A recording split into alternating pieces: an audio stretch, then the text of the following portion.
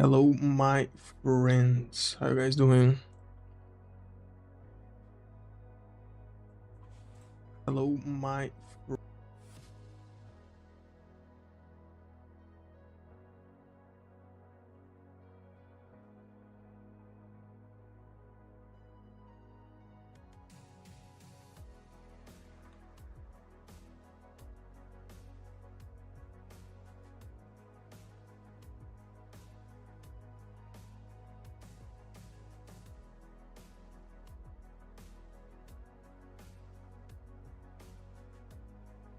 Hello, trading pennies.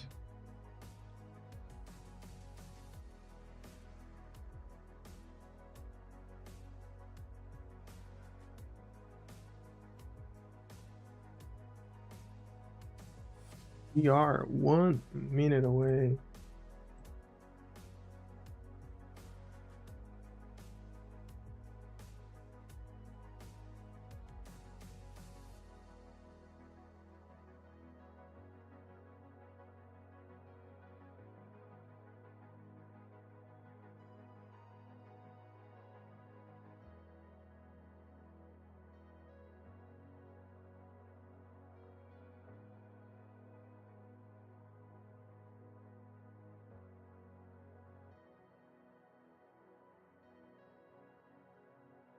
Good evening, Anto, Marek, Malveiro.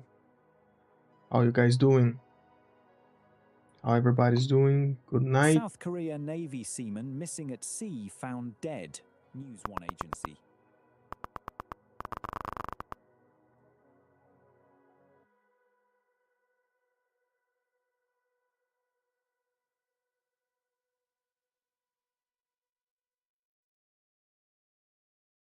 Maybe a long right off the gate.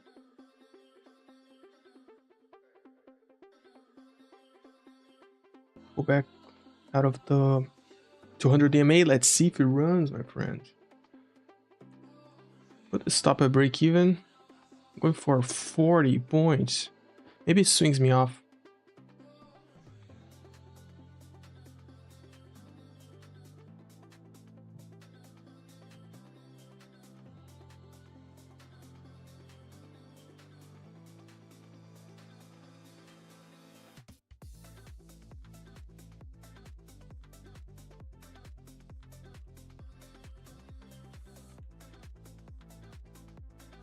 Bro, taking a trade at the first second of market open? That's how we do or no? Is that how we do or not? Rejection out of the 200. Let's see. Let's go for those 40 points.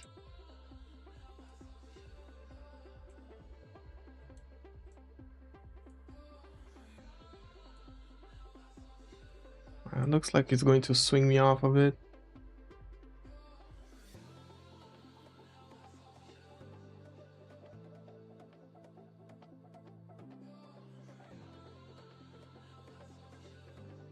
Still in the trade.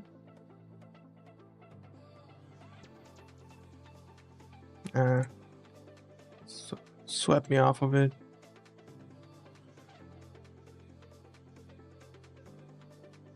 But you went close, man. You went really, really close.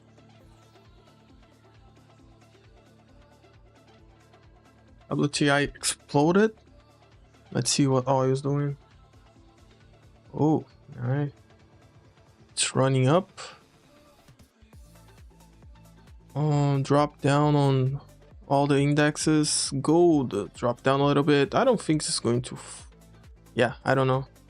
Maybe it drops heavily, but who knows?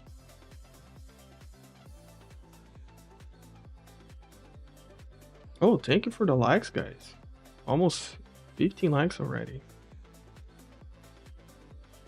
How you guys doing? I want to re-enter here. Am I crazy?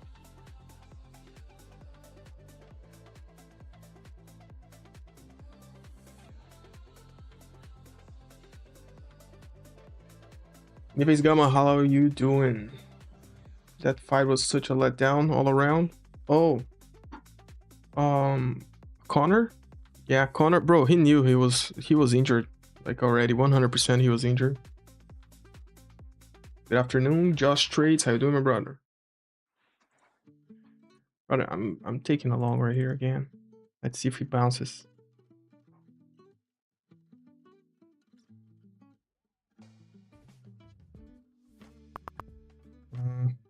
Don't like it. Now it's breaking. The S&P is still away from the 200, so it may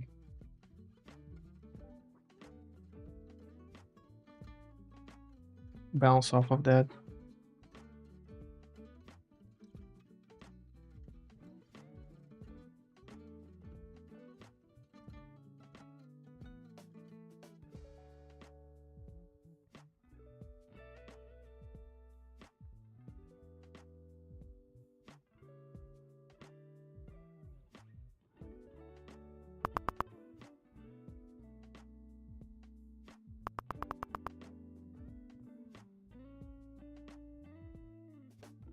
I'll have to be quick to exit this trade. Like, it should bounce off of view up from Friday.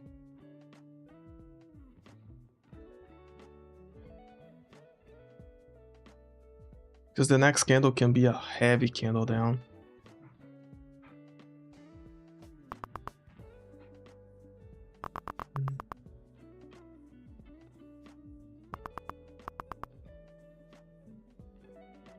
Five-minute candle closing. Let's see what the next candle does. If we got buyers instantly, or if we drop down heavily.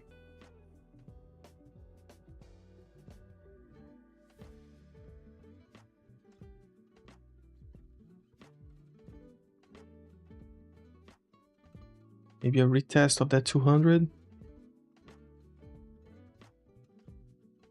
Yeah, no. Gotta cut this. Because then this 5-minute candle can be like a very big candle to the downside. If the first one was like this, it means that it's running.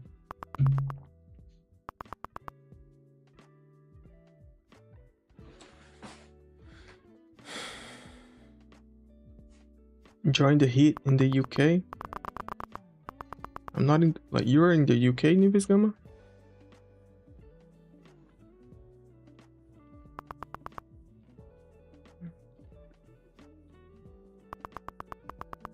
Great soundtrack, nice. Have you seen UFC today? Yeah, I watched a little bit of the UFC. I watched like the main fights, but yeah, Connor 100% knew he was injured. He just acted out. Like, he threw that, like, that kick at the start just to be an excuse to, like, say that was at the kick that he got injured, but he was like 100% sure he was injured already. Or I don't even know if he's injured, or if he's just faking to be injured, like, because he knows he would get beat up by Max Holloway, you know? Oh, you live in the UK? Yeah, bro, it's probably, the heat's probably killing you. No, not killing you, but like, a lot of people are complaining. I don't know. George, hello. How you guys doing? Hello, Marek. Welcome aboard. Yeah, now the S&P just touched the 200. Maybe it bounces now. Yeah, I was...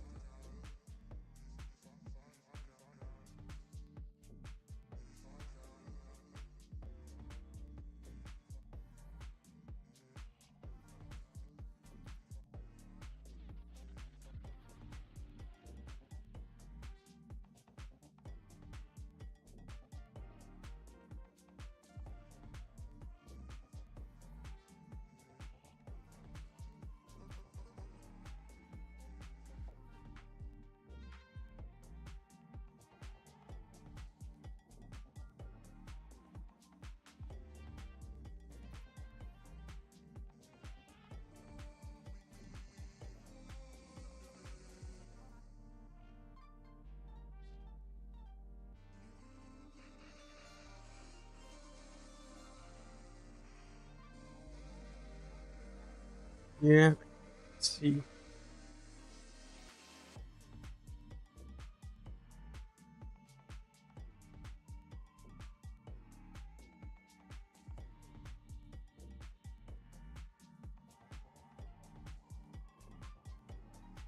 Got a breakdown, so there's a low right here. Maybe we go for that. Let's see.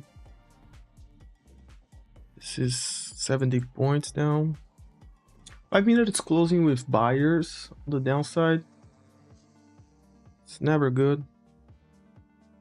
Like very low volume on this candle, so there's not a lot of buyers, just that the sellers are missing. Volume is dying down on these 1 minute candles. Yo, Mr. Pasha, how you doing, my brother?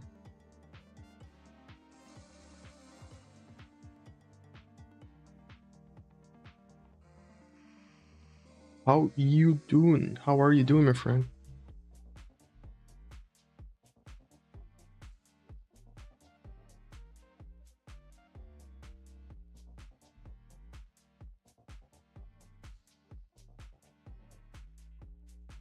Yeah, 100%. Let me select the right audio device. I think I'm hearing you. Hey, what's up, brother? What's up, my friend? Let me amp up your voice. Okay, yeah. How you doing, my friend? Get this Sunday open, baby. Yeah, bro. I feel like we'll break down again, so I'm taking a short. Like it's... I'll be quick to stop this, though. Yeah, I'm waiting for like a bottoming. I want to take longs. Oh, for to go long? Yeah. Yeah, looks like the right idea, actually. Yeah, I'm already 25 points down on this trade. Bro, Wait, I took it. Yeah, go ahead. How do you adjust Tradeovate where it doesn't like auto what's it called? Auto zoom in and whatnot. Auto zoom. Tradeovate? Yeah. Auto zoom in? Yeah, like you know when you zoom out and zoom in, it auto fits everything. I forgot how to disable that. Yeah, chart settings, continuous auto fit off. Oh, thank you. There it is. Yeah, you might get this short because there's probably some liquidity down there. I think I have like a level at 830 that I think we are going for that. Like we need to find a place where buyers stepped in before, I guess. Yeah. So that's what I'm aiming for. Previous day low is like all the way. It's 200 points down, so there's still quite a bit of downside. But that previous day low is that news candle. So I don't know if I could really count it. Without the news candle, it's like it's not that far off. It's like 770.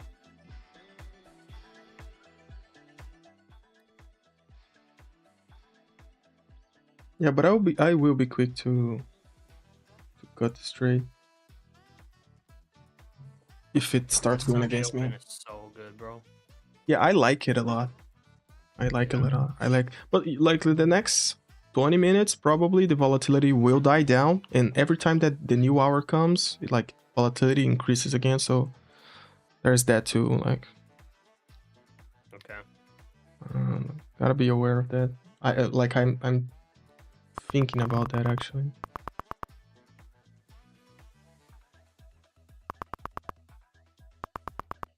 Short at 900, Josh. Go. Good luck, my brother.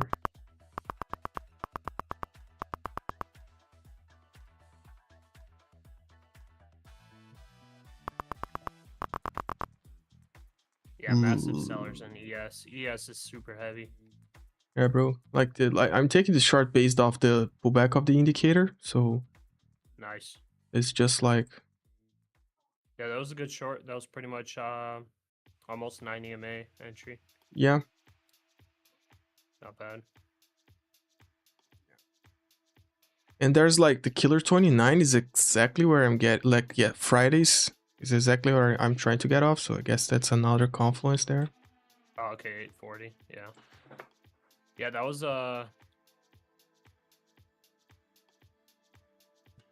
something else. Yeah, Killer 29. Yeah. Bro, like a trading view on stream looks much cleaner to understand. Like when you're in a trade, much cleaner than Trade of 8. I set up a new layout to have trading view now, Okay, and then I'll swap the Trade of 8 whenever I take a trade, basically. cool.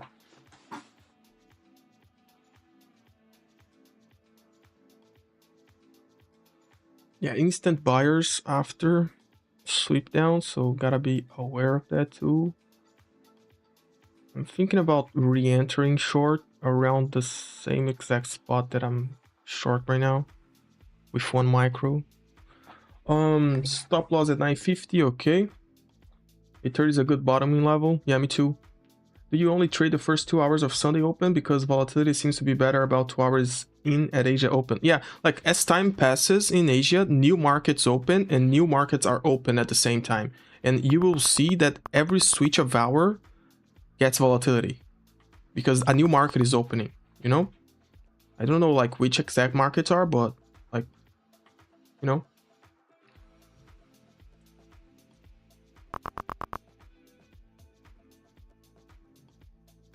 Usually at the start of Sunday, the first like 30 minutes have a lot of volatility. Then after that, market kind of waits for the new hour and the new markets to open. And it's just like that. Like the first 15 to 30 minutes, a lot of volatility. Then you wait for the next hour.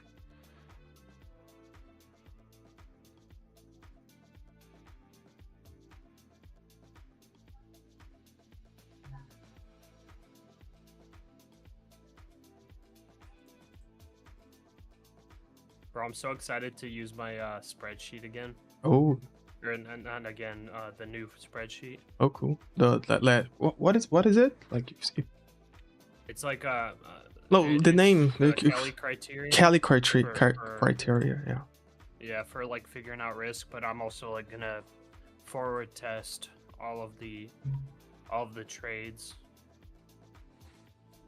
So I'll be like, anytime I enter like on the 9 EMA, I'll right away, you know, like document all that stuff. Yeah.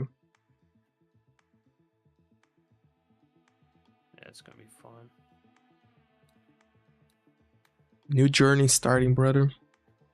Yep.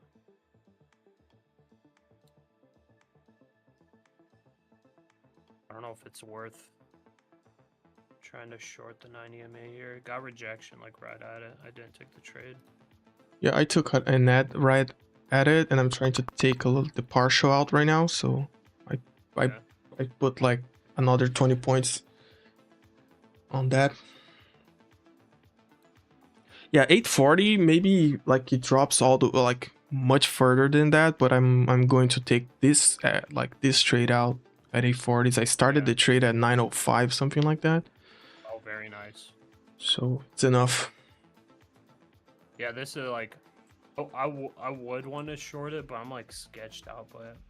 But right now the 15-minute range is established, so we'll see if it continues down and gets acceptance. I don't know if I like trust this 15-minute range though. Yeah, I'm hearing sellers again. Yeah.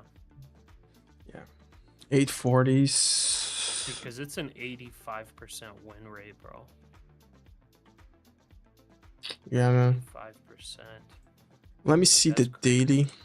Let me see the date. You guys are hearing Pasha okay on the stream? Just let me know if it's too low or too loud. I think it's probably too low. Yeah, If you look at like the 4-hour time frame and the daily, this is like that push up on Friday could have been the top, and we're gonna continue down. Maybe we are right at the area where buyers pick up again, you know? Like yeah, maybe. at least like temporarily, yeah. But as far as like higher time frame goes, it's like it's bullish and everything, but man, that Friday close, that might have been it. I don't know if technically if we break that Friday's close, it's going to be a breakout of this descending channel that was created on the 4-hour. Yeah, guys, Pasha is at maximum. Like, there's no way to put louder now. Like, it's actually a maximum. Like, well, I think it's you hitting the yellow spot now on the OBS, so it's pretty good, I guess. I don't know why they wanna hear anything I say. I'm like, People like you, brother. I'm pretty clueless on what's going on here. Because people like you, my brother. Yeah, that's surprising. Bro, you're a very likable guy. Like, there's like I struggle with that my whole life. Once people know me, they like me, but usually at first glance they're like, I don't like this guy very much. But you're the opposite. You're kind of very likable from the go, you know? Well, that's nice, I guess.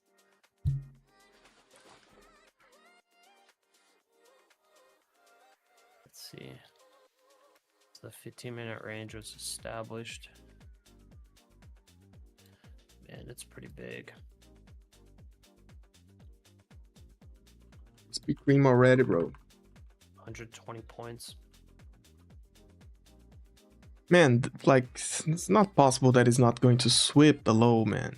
Like, at least sweep the low of the 15-minute orb. Like, I don't know. Like, It's pretty possible, I think. I think like by now it's 100% guaranteed, I guess. Maybe. Yeah, the 5 closed a green candle, and that type of closing on the 5, Yeah. bro, I don't like it very much because I've seen this too much where it, like right now is a 50-50 chance to. I mean, like, cause look at the Friday price levels. It's like almost at the low of Friday. You know what I mean? Where there was support found. The higher low that was set was around 8:30. So we're like right next to it. We might just full reverse here. Yeah, look at the buyers. Yeah. Breaking that 9 EMA. I think I might take a long here at 881. I'll try to I'm short. gonna do a 15-point stop. Yeah, it's a good long actually. I'll try to short app view up, and Okay. if it works, it works.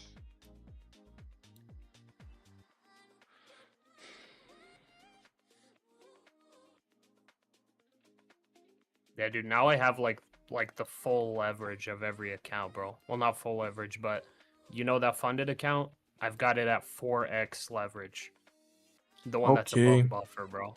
4x? Yeah, so it's like sketchy. It's scary to me, yeah. Yeah, the risk management of every trade like should be on point. Yeah. Basically. Oh yeah, because the funded account is bigger drawdown, so you like on. Yeah, exactly. If a 50k, yeah, if a 50k is like 1 micro, that one should be 4. Yep. See if I get tapped in here. 881.25. I like that 1 minute candle. That was big volume on it. Nice. I'm gonna actually move up to 883. I might not be able to catch it.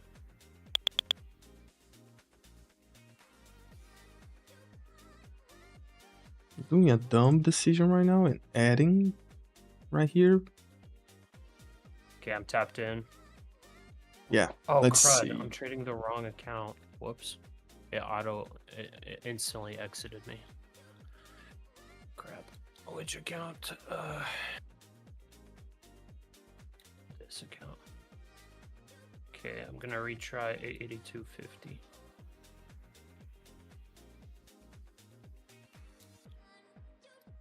Well, I made $5. Yeah. 1 to 2 risk to reward. Yeah, worst thing that can happen, I just lose the profits of this trade. Dang, man. I took the long on the wrong account, bro. Well, brother. Let's see if it can tap me in. Come on.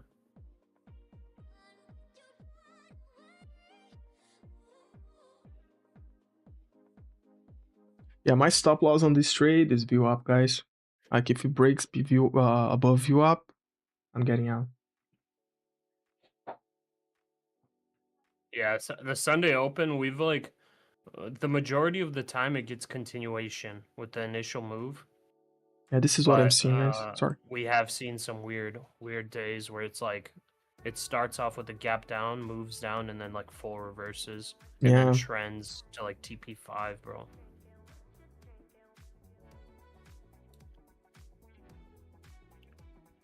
Let's see here.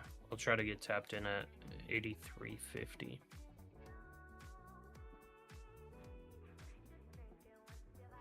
Okay, tapped in.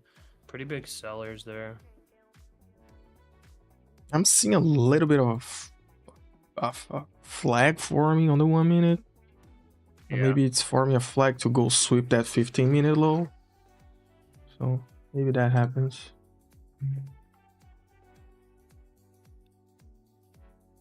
Let's see here.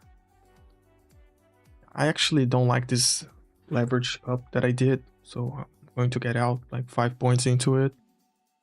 Okay. But I'm still holding that 840 target. Okay, my stop's at 872 here.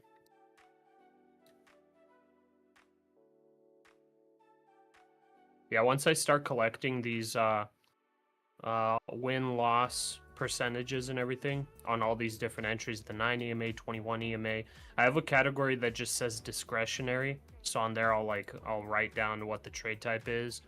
But the ones that are categorized, I have the 5-minute orb, 15-minute orb, 5-minute, 1-hour order block, 9 EMA, 21 EMA. Okay. So those are my categorized ones, and then discretionary is just whatever.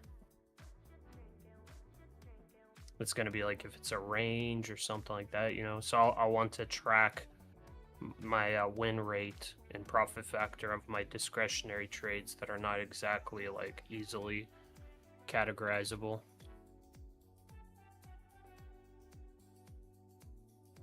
But yeah, it's sketchy to be long 4x leverage, but I'm only risking 10 points. Yeah, now this looks like a higher low on the 1 minute. So market structure, at least on the highs, it broke on the 1 minute. So maybe the next candle after this one is a green candle. That will probably try to get bull hammer. Yeah, probably try to go to view up. So on the market structure, we got the. Let me just look at the 1 minute. We actually got market structure moving up now on the 1 minute. We broke highs. So at least this is a flag, you know, forming. Yeah. At least is that. I'm taking off like right at view up because I'm not, you know, not too sure what it does. Because I do agree with you that a sweep of the low into the 840s would actually be pretty nasty. Grab some liquidity. The only thing that like gets me the vibe that we're still going to sweep lows is that if buyers were actually interested in this level, we already be above you up, man. Like we already be above you up. Yeah, agreed. Like 2 candles is enough to propel this forward above you up. Yeah, there's not much what's the word? Intention, like on the buyers. Yeah, I guess so. They can pick up at any moment, though, you know, gotta be careful with it. True. They can't pick up at any moment. Yeah, I mean they picked up at that 320 or sorry, 620 candle. So they went there, then the 22 candle they came in, but yeah, it's stagnant right now. Yeah, but now like all that it's formed is built liquidity.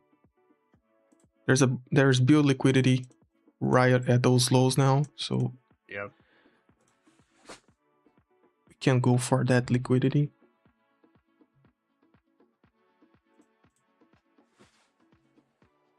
Yeah, but see like how after the first 20 minutes, 25 minutes, 30 minutes max, it dies down a lot, and it's going to probably wait for the next 1 hour. Like it's not normal to have the first full hour of volatility. Like, yeah, I have noticed that the Sunday though, it's like the whole session it trends pretty well. Yeah, At least as I've been noticing, but Maybe I'm wrong. Yeah, more often than not, you at Sunday open, it goes towards the direction that it starts going. Like if it starts going down, probably it's going to go down for the first like 3 hours or something, Yeah. unless something happens. But like that doesn't mean that it's going to go down in a straight line. You know, can go all the way up, sweep highs, and start dropping again. Like there's variations. Or maybe like this first drop of the first 30 minutes is just like people like repositioning, and the buyers pick up, and that's the actual trend. Yeah, true. After watching your lesson of market structure, that's the only reason I'm looking for longs here. Yeah. Dude, that was honestly a really good lesson, bro. I liked Oh, it. thank you, brother. Like I rewatched it after I finished, and I was like, yeah, I wish I in my head I was like, I wish I followed this every single day, bro. Yeah, true. Because like you knowing what to do and doing it, it's two different things. 100%. Yeah, and the thing is, like you mentioned, that we're in a very complicated market right now. Like Yeah. it's not like beginner level. Like you can't just blindly, like you can get moves where it's a nice trend in intraday, but it's like the trends are changing on the 1 and 5 minutes so often. Yeah. Because we're in this weird consolidation phase at near all-time highs. Yeah. So it's like it's not a beginner type of. You can't just like blindly go in on the trade and just sit there and hold all day. You know. Yeah. It's definitely been difficult. It's very difficult to spot those trades. Like if we look at the daily chart, you get the idea of like how complicated it is, because we got like 4 months of straight up and the candles were very small. Now we have like 2 months of straight sideways, but the candles are like 4 times bigger, 3 times bigger, you know. So you this get is the biggest volatility we've seen like of all time. Yeah, it's just like to be regular. 600 points days are normal range right now. 600 points are normal range. Like we got a bunch of 21. There's the NASDAQ too. My bad. Yeah, we got a bunch of like 900 to 1,000 points days, and it's just normal. Like we don't even get like scared anymore. Yeah. Okay, this might be making that VWAP pullback or the 9 EMA on the 5. Yeah. Yeah, 1 minute's looking kind of strong. Yeah, I'm going to add one exactly at VWAP, and if it breaks VWAP, I'm getting out. Okay.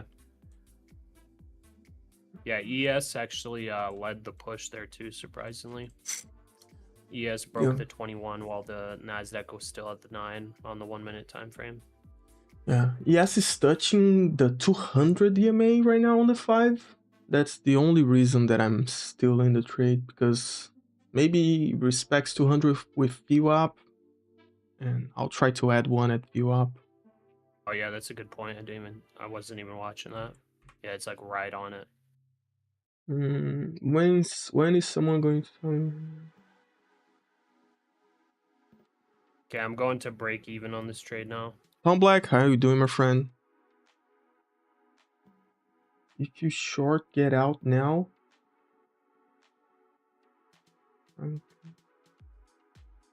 Those futures, I don't care. Look at that little wick to the 9 EMA and instant bot. Yeah. ES pushing strong. Like we spot that the market structure shift like 10 minutes ago, you know? So like at least we know that we are getting buying pressure. The only like I still think this can be just a flag, but like you know, like the indicator will probably print green if it breaks VWAP. So I'm adding exactly 1 micro at the spot where I'm going to take stop the trade. So that add, it's free, you know. I'm going to stop the trade like 5 points from where I'm adding 1 micro, you know. And like I usually do that. Like if I maybe like it saves the trade, or I lose like $10 more, you know. Yeah, it's not bad. That's worth it. Yeah, 1 hour is at caution right now too. Yeah, but this is a green trade. Like, this is a green trade. I was down 125, and I'll probably be down $50. Yeah, that's not bad. You know, so it's a green because trade. your entry was crazy. Yeah, That I first entered at 905, so I got the TPs all the way down, but Nice. my entry is at 884 because of the ads and the TPs that I made. Yeah, I'm looking at the trend box on the indicator. I think I'm gonna not use the 4 hour. I think it's kind of pointless to always be watching the 4 hour.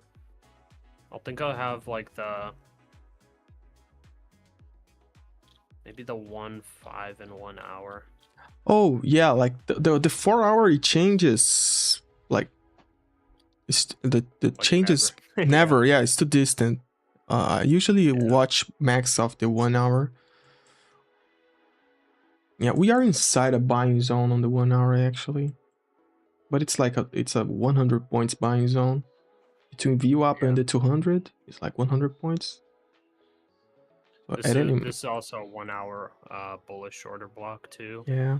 But the bottom of it is all the way down at 817.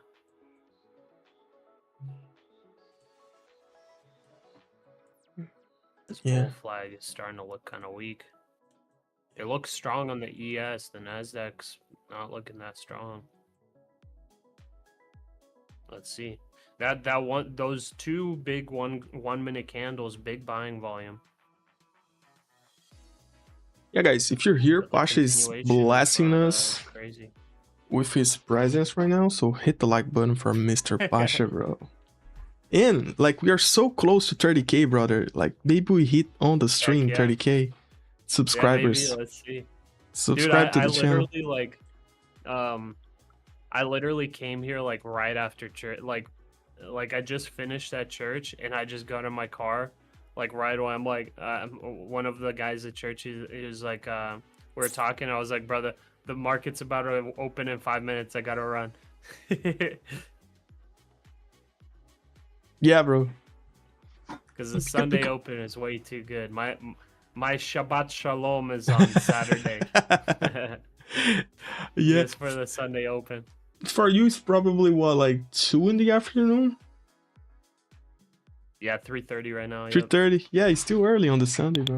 Like, it's right at the moment where you have nothing to do on Sunday. Like 3:30 in the afternoon. Yeah. Yeah. Adding this trade. There we go. There's the push to the VWAP. Stop loss on the screen. Hold this longer if it does break VWAP, because my take profit just missed by 1 tick. Right at 905.25. Let's see if Leo will be able to get a short here, because it is a bear flag. We'll see. If VWAP is rejecting on ES and on NASDAQ. 10 points on the ad. I'm going for more, man. I'm going for more. Okay. I'm for 20 points on that ad on VWAP. Nice. I think I'll have to take more points here. I think I have to go for 33 points total, because it missed my take profit by 1 tick, bro. I would have been happy with getting out there, but it missed it. So now I got my stop loss at break even and my take profit 20 points above. Okay, there we go. Stopped out. Made $670 across the accounts. Oh, nice. On that trade. Like, beautiful.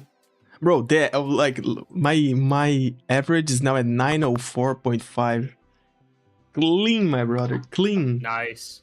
Yeah, that's huge. Let's Dude, perfect VWAP projection. That's what you wanted to see right there. 100%. Man, we could have both won the trade too. Yeah, Mine just bro. missed by 1 tick, bro. Yeah, that's sad. I added 1 tick specifically for commission, to cover commission. And because of that, I missed the trade. Oh, well. Yeah, let's see if you break. Like, if you look at the 5, I was watching the 5 and all of those green candles, the volume were dying down a lot. And in my head, I was like, yeah, true. Bro, there's no volume on these green candles. Like, I don't even know if it's going to break down or not. Like, it looks like it wants to at least, but at least I'm in a good trade right now. Yeah. I mean, yeah, I mean, you can see if you look at the volume profile, the initial push down, very low volume. Now in this area from 900 to 850 or to like 870, there's a lot of volume in here, and obviously we're like sideways in that area. So I don't know if buyers will be able to hold it or not. If they don't, I don't know where the next level would be, but it's probably 840s for sure. But it's sketchy, I think, on the shorts, man. Josh Horror, he said as soon as the indicator went from caution to bearish on the 1 minute, he took the short. Oh, nice. Nice, brother. Nice, Not brother. bad. Not bad.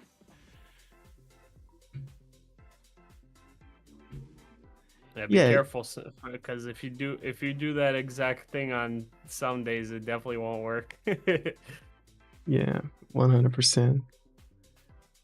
Yeah, I mean, I'm being stubborn. Like right now, I could have gotten like 40 points again on this trade, and I'm being stubborn. Yeah. But I want to see if it breaks the low. Like it looks like it wants to.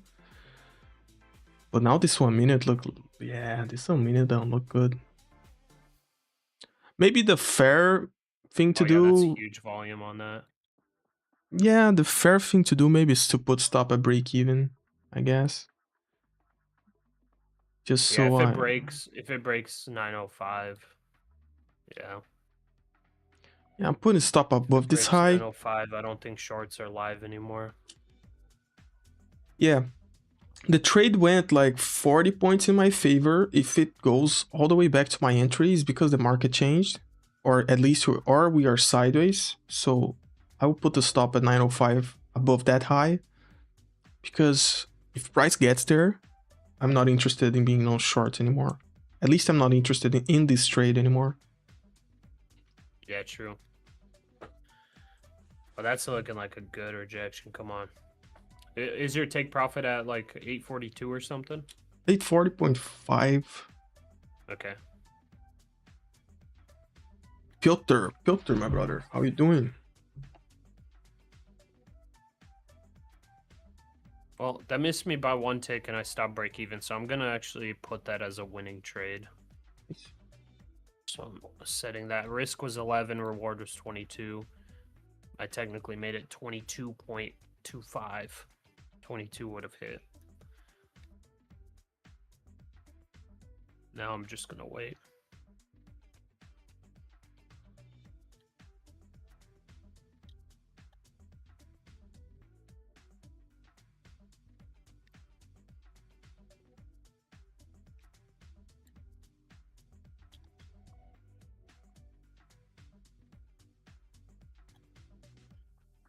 Yeah, it's an interesting spot that it gapped down from. Very interesting spot. Pretty much that 30,050 level that you and I were kind of looking at. Yeah. For a potential spot where there's rejection that comes in and we turn bearish again.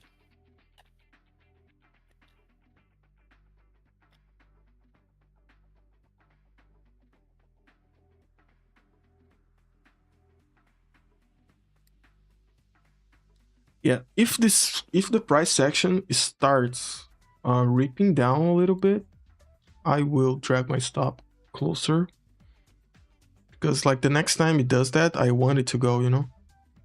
Yeah. I don't want to be like stuck on a sideways range.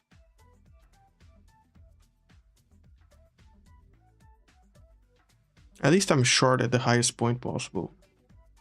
Yeah. I mean, looking at like the 5 minute, 15 minute, 30 minute, this is like a perfect spot to set a higher low, to be honest. Yeah. But with that gap down and with that high being set like legitimately right at the trend line, that's the only sketchy part to me for the longs, I think. But the ES, it's creeping back up to view up.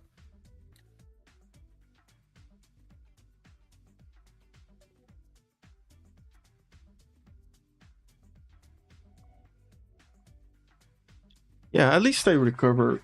On this trade, I recovered basically Did you take everything. off a partial?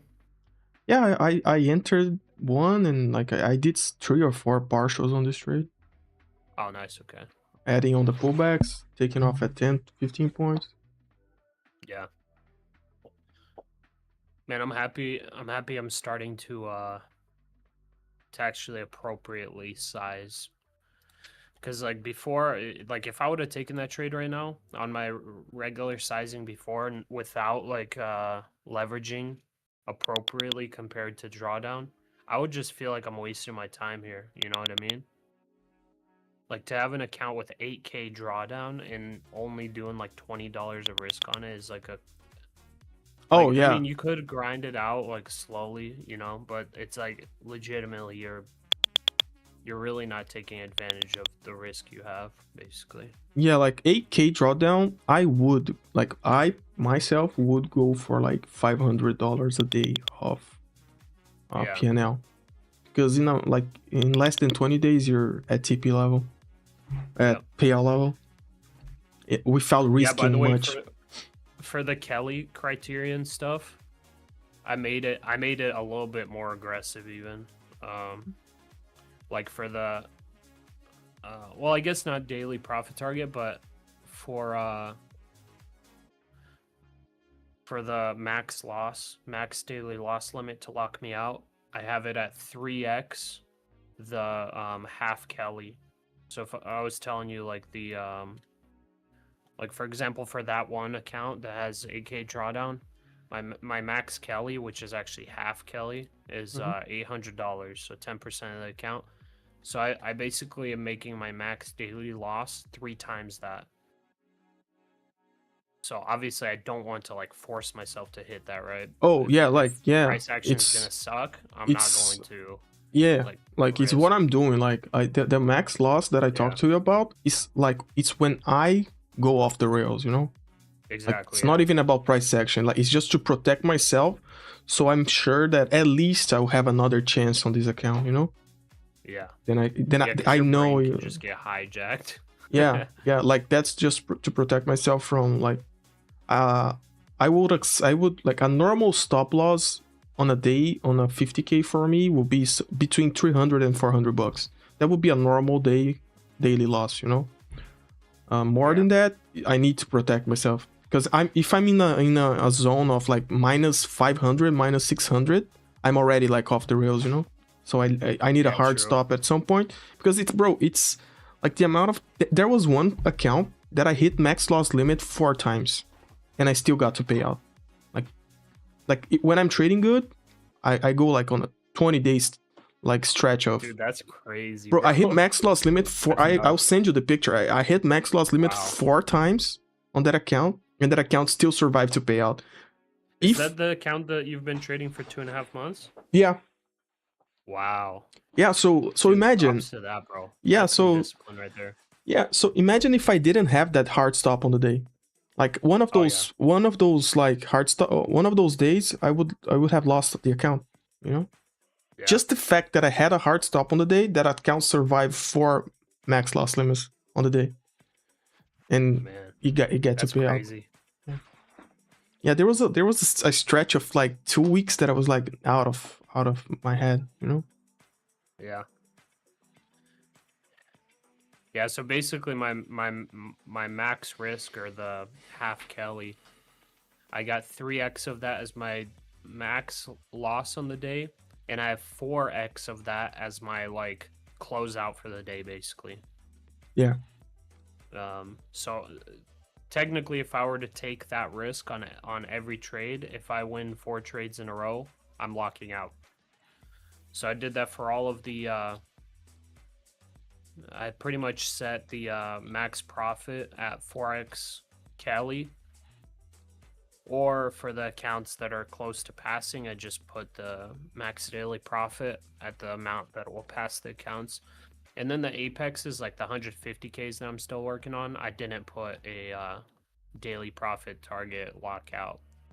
So if like I end up like locking out max profit on the fundeds and on the accounts that pass, I'll just one by one trade the apex evals. That's basically the plan for this week. Yeah. And I'll take appropriate risk, not just like, you know, one micro per trade. Yeah. This week I'll try to pass like at least three apexes this week, Nice. trading them like individually. Yeah. Like if I Yeah, add, because I need to go to individual at some point in the day, you know? Especially if I have a really good day. Like I have to go to the individual. I can't be copy trading all the accounts oh if I yeah, end up bro, having a crazy good day. Or a crazy bad day. prop firms is a game of locking in profits, bro.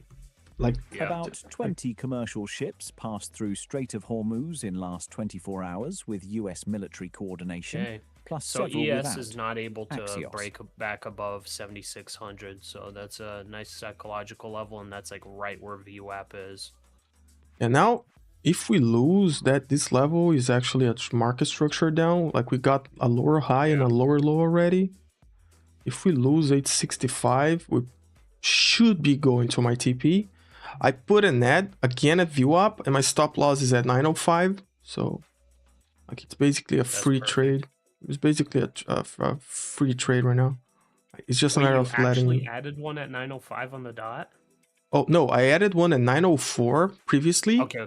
I took it out, Nice. and now I'm trying to add one at 901 or 90. Okay.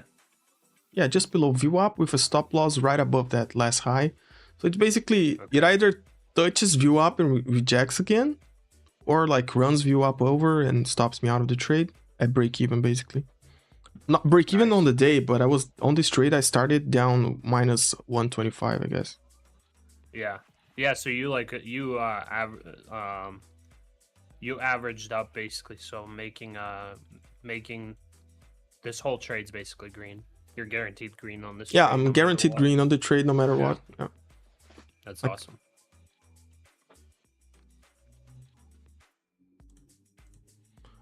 Yeah, we might just sweep those lows. Mert, how you doing, my friend? Yeah, Piotr, 920 to re-enter is a good. Yeah. Like the only problem is that if it gets to 920, like now we're getting higher highs, bro, and higher lows. Yeah, I would not re-add on 920. Yeah, I would not. Yeah, be careful. And 920 would be a break of the 5-minute. 9 EMA would be a break of the VWAP. At the best case, if you were to re-enter and really believed in the shorts, I would go for like the 21 EMA and the 5. Because if it goes up to 920, it's probably going at least another 20 points up. That's just like a weird spot to even add. I don't even see anything at 920 to even have a reason to short there. That's not even like a level anywhere volume wise or anything like that. Yeah, I'd be careful about 920 shorting. Yeah, Grab some water. I'll be right back. Yeah, I'll probably get a little coffee. That's.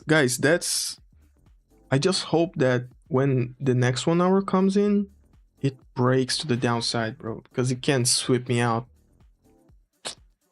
It can't sweep me out, you know?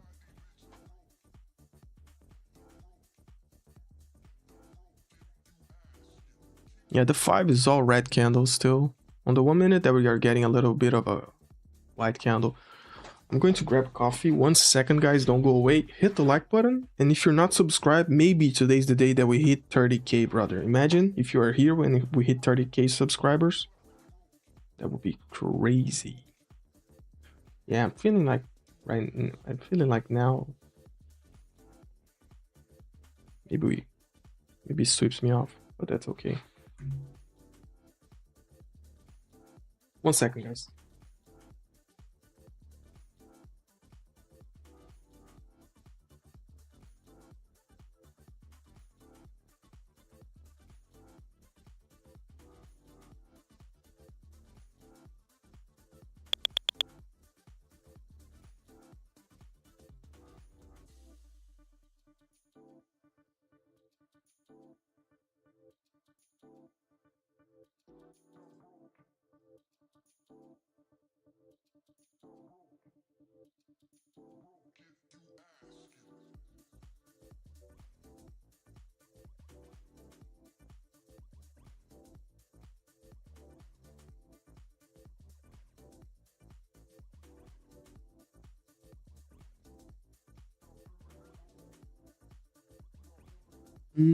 Not feeling good, man. Like, it's not looking good. Where's my shorts?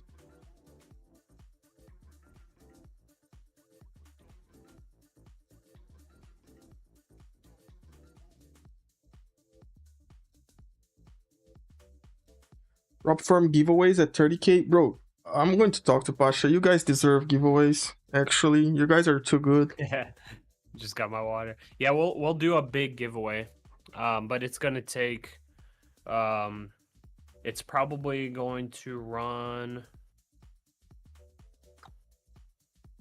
Yeah, we'll do a 2-week giveaway actually. I think we'll do some funded next accounts giveaway. And maybe we'll do one ticket to the Trade Titan conference. Oh yeah. So we'll do one ticket, and that's pretty much gonna cost me $400.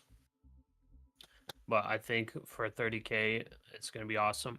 And then for the month of August, we'll do a massive prop firm giveaway, and I think 2 more tickets, just like conference tickets, and then one like with the hotel stay. So that will cost me about $1,000.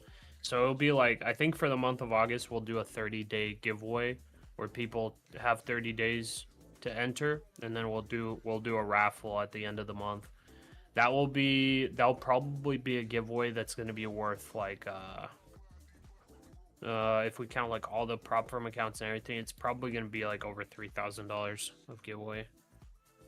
So hopefully you guys don't bankrupt me. The prop firm accounts I get given for free for giveaways, but the conference stuff, that's going to be out of pocket. So hopefully you guys don't bankrupt me. I sent you the link on the chat, Mert. All the infos are there, but any doubts, you shout me out here and I'll try to answer you, okay?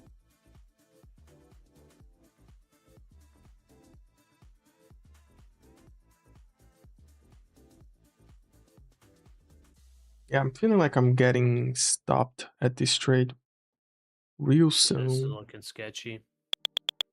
That's a pretty strong push right there. There's the Yeah. sweep.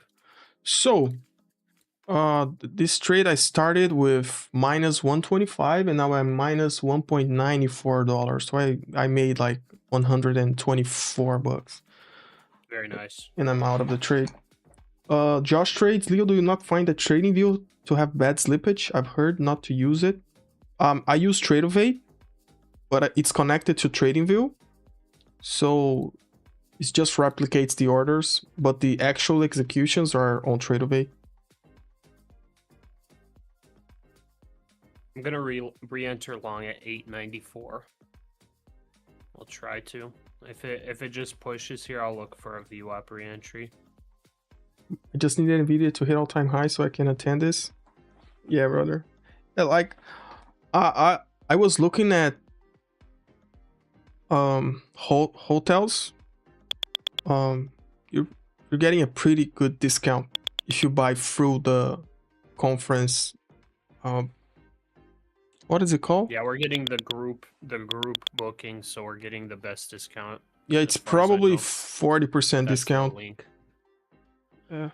Yeah, and if you end up like waiting closer to the event, it's definitely going to be more expensive. Because just so you guys know, like that's going to be, I guess Leo brought it to my attention. I didn't really realize, but it's going to be like probably a bit like pretty what's it called, filled up.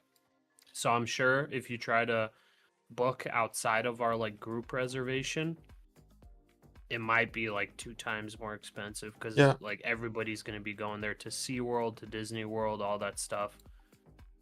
You know, December is a nice place for everybody that lives in colder areas to go on vacation and whatnot. Yeah, usually people go on December to the South, Florida, other places, just because it's cold on the upper side. Yeah, no joke. Like the prices are very good for the type of hotel you're getting. The prices are very good. Like there's no profits on the price, you know. Yeah, like I said, these prices are actually break even for me. On like all of the costs that are going to be associated. Yeah. If there was like for the people that do the hotel stay, that that price, like there's the ticket price, which is break even, and then the one that has the hotel stay, that's the group reservation cost. So we're not putting any premium on it. Or Yeah, there's no, like like, if there was profits on the price that you're seeing, like, I would tell you, like, we're making like at least like this amount. But on the tickets that are open right now, there's like break-even price on everything. Yeah, like And I'll tell you, like when we get to like 2 months out or like 1 month out, I will add money to the price because I want to minimize how much loss I take. So I want to minimize the loss I take at 10K. I do not want to, lose more than 10K on the event. Because, yeah, like who wants to lose that much money for, doing something? Because, like, I wasn't planning on doing anything like this. The biggest reason I planned to do it is because a lot of people requested it. So I was like, you know what, we'll do it. But, like, I definitely do not want to lose more than 10K on it. So that's the only reason. So 2 months out, 1 month out, I will raise the prices to negate costs. And yeah, hopefully we sell out the break-even tickets so that I don't have to worry about that. yeah, But 100%. we'll see how it goes. Yeah, bro, like, I've never went to like one of the I told you privately, like, the profession that we have to connect with actual people that do trading for a living, that makes money out of the markets, that are trying to make money out of the markets, like whatever like step of the way that you are, to connect with people that do the same thing that you do, or are trying to do, like, it's very helpful in my opinion. That's one of the reasons, bro. I will travel from Brazil to, like, Pasha know how busy my life is probably by now. Like, I have like kind of a busy life. I will do the travel to the United States. I'll take my wife just because I know that, like, if 20 of you show up, will be a pretty cool event, like, to meet 20 of you and meet Pasha and meet everybody, and like 2 or 3 days, like, hanging out, sharing experience, sharing about market, trying to teach like some things, like to fill the time with valuable content, giving you guys some exchange, and it's a way to say thank you, actually, like, all of this trouble that Pasha is going through is actually a way to say thank you, like, if we could, Yeah, 100%. I would pay for, like, we would pay for everybody to go, but like, it's just unrealistic. It's not going to happen. If we pay for everybody, if everything is free, it's not going to happen. Like, so what we are trying to do is make everything at least break even, so you guys just, everything you guys pay for, you guys get out of it, 100%. Yeah. If I could take like a huge payout over the next like 3 months, like I will definitely consider like giving away a bunch of tickets and all of that, but there's only so much we can do, basically. Yeah.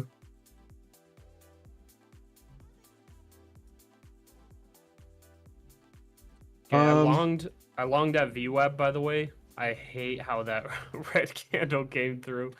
Yeah, I was hoping that moving averages would hold. I widened to a 30-point stop, and I'm going to try to make it a 1-to-1 trade, 30 for 30. But it may just go for a sweep of low or stay sideways. I have no idea what it's doing. But that was a big volume candle. That was the biggest one we've seen pretty much since the open of Sunday. So we'll see if it can hold here. That was a hard rejection, though. That was kind of nasty. Break above VWAP and then right back underneath.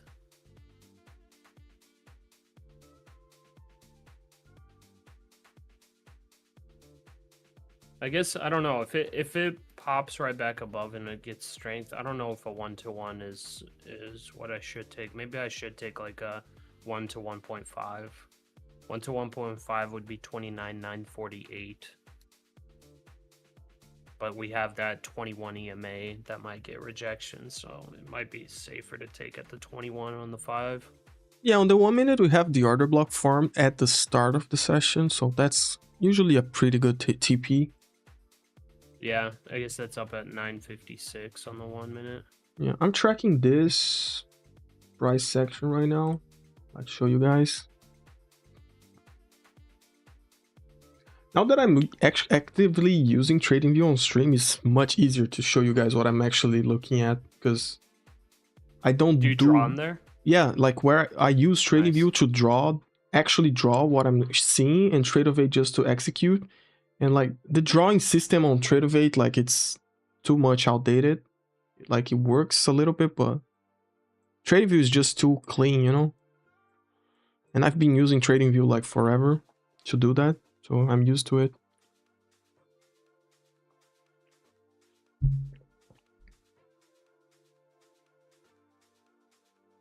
Yeah, I'm from Brazil. My English is pretty good. Yeah, like I think people understand me. But it has gotten better like on the last 6 months, because I'm actively speaking a lot. Yeah, but the accent give it away every time.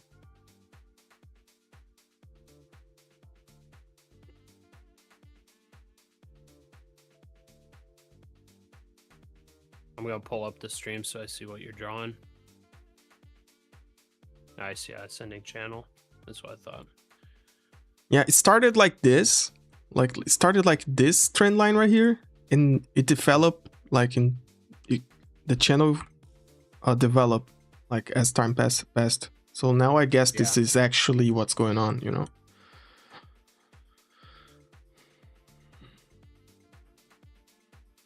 On the 5, we are still red on everything, so You're out of all trades, right? yeah, out of all trades. Okay.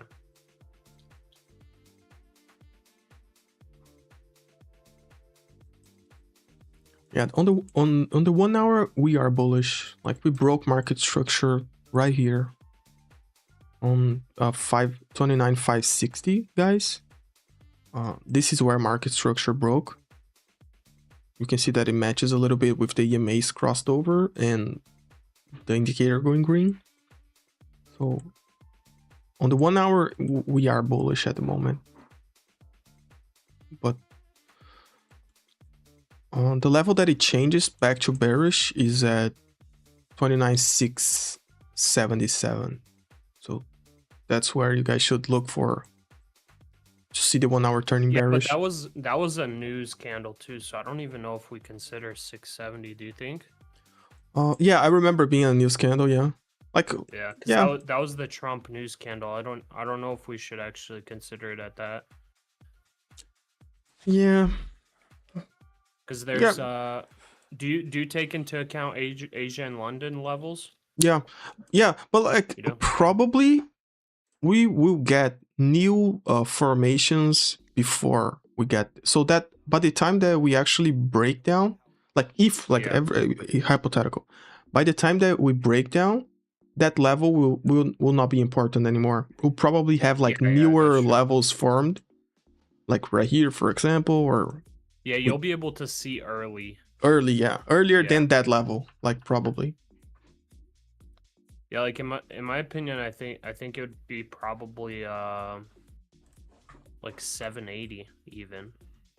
Yeah, let's like right now, right here, this level that just formed, 855, maybe this is the level that will become a lower high, because if price delivers up, let's say closes the gap on the day, but forms a lower high and start falling down, this will be the level that is important, not that level of Trump news anymore. Yeah, 100%.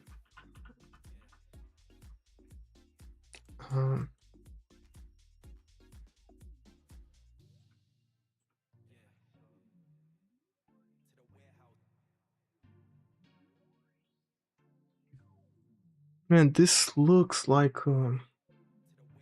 lower high on the 1 minute. Yeah, it's sketchy. Oh, yeah. I'm kind of regretting jumping into that long after the VWAP break. Man, I'm taking a short. I'm putting a stop here. I'm putting a 20-point stop on this short, because maybe this what just formed on the 1 minute is a lower high, and we break down. Like I'm open to give that trade 20 points of risk. Yeah, it was perfect rejection on that lower high of the 50 EMA on the 1 minute. Yeah, it's not looking great for the longs. That momentum needed to continue above VWAP. It did not. I'm just suspicious of the longs because like we are on the 5, that is the like main chart that I follow. On the 5, I take trades on the 1, but the main chart that I follow is the 5. So we are still below the 20, and that's like I rarely take longs if we are below the 20 on the 5. Like That's fair, yeah. That's the main That's reason. fair. That's the main reason. And sometimes I pay a price for it. Like I take like 2 stops and trying to take shorts, and then the price breaks above the 21 and I take the long, you know? Like I could have been long already.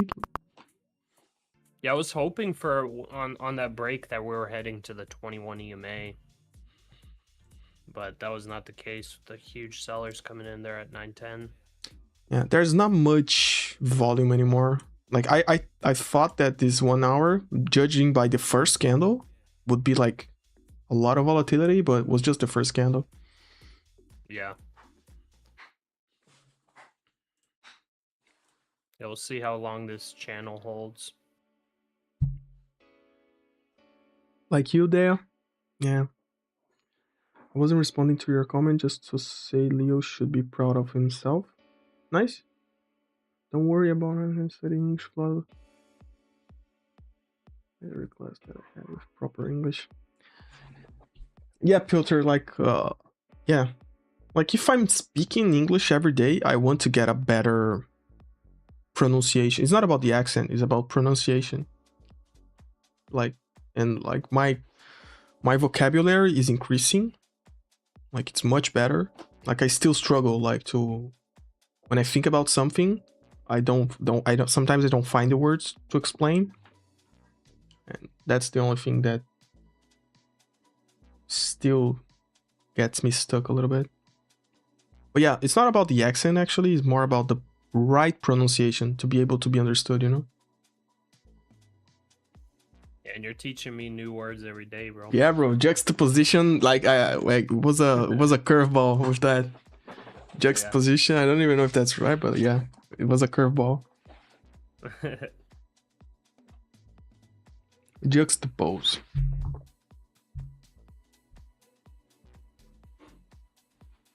I probably heard that line in watching Suits, the TV series, at some point. Nice. Adea, do you live abroad? No, I live in Brazil. I live in Brazil. I live in South Brazil, Santa Catarina, my friend. The state of Santa Catarina. Saint Catherine for the English speaking. By the way, is it in 50 minutes that we get the Asia markets open? I think Japan opens in 50 minutes. Like I Okay. never know, but I think it's in 50 minutes. Like, yeah, I always forget. Someone on the chat correct us if we're wrong. Japan always brings a lot of volatility. I've seen a lot of people that only starts trading at Japan, you know? Yeah.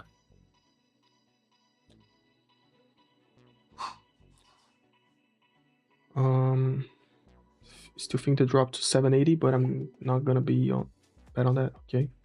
Yeah, I'm betting on the sweep of the lows of the 15-minute orb. I'm doing that for the 3rd time now. But like, if it works, will be like a nice looking trade. If it doesn't work, it's like 20 points. 20 point stop loss. Nobody's dying because of 20 points.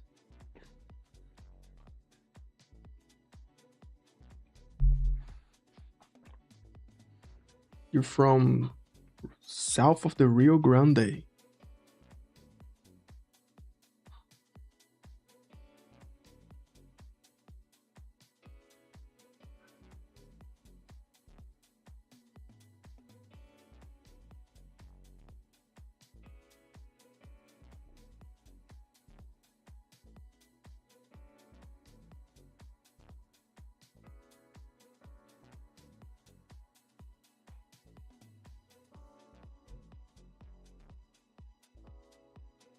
Yeah.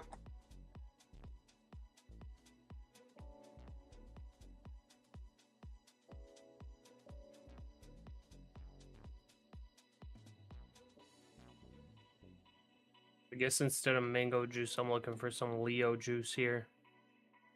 Push up to the 930s. Oh, you're long, brother. Yep.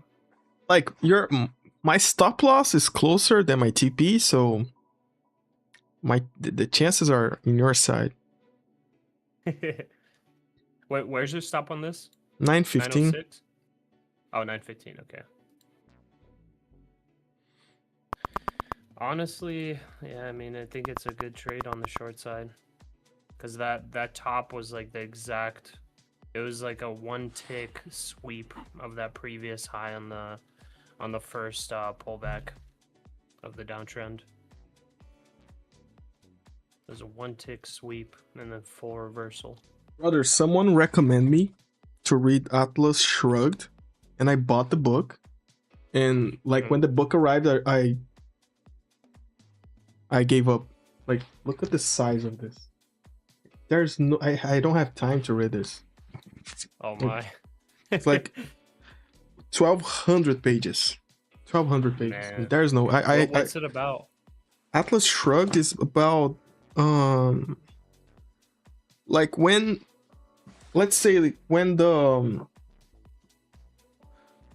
there's a city, I guess like that, like I'm butchering this, but like let's say there's a city that it has a lot of industries and entrepreneurs, like people that create business, and they give a lot of jobs and they create wealth and they produce a lot. But at some point, the workers are like, no, we want this to be shared with all of us because you guys don't deserve it. And the ones that created all the industries, all the businessmen were like, okay, it's all yours. We're going to go away. And they leave everything to the workers. So like, if you want it all, it's yours. And they go away. And the book is kind of about that. That goes on about that. How, like, what happens. Like, Is it a nonfiction? No, it's a fiction. Oh, okay. It's a little bit of a libertarian book, something like that. Like Atlas is the titan that holds the world, you know. Oh, yeah, okay, I gotcha. So like That makes sense. Basically it's like it's if let's say it's instead of a rebellion from the workers, it's a rebellion from the businessmen, you know. Okay. It's a look up. Bro, he went like 25 points and he's back at my entry, man. Yeah, it stopped me out there. Yeah, but like it's a woman that wrote this book. It's a very famous book. I read like articles about it, watched videos about it, and I was like, it's better if I read the book. But when it got to like 1,200 pages, no way. But the woman that wrote it, like she's like a very famous like person on like libertarianism, something like that. But at the end of her career, she went rogue, bro. She started talking all this nonsense, like, so you forget about the end of her career. But at the start was pretty good. Interesting. Okay, I stopped out there for 30 points, so I'm down 2,500 now across the accounts. I'm gonna be just waiting this out, this consolidation. This is a quick wick, buyers instantly here, so now we're seeing this is just sideways market for now. It broke that channel, but buyers stepped in right away. I'm about to make the formulas now for the back testing or forward testing, I guess, for the different trades. I'm gonna figure out how to do it. I would like to categorize by the day too. I'm not too sure how I'll be able to do that.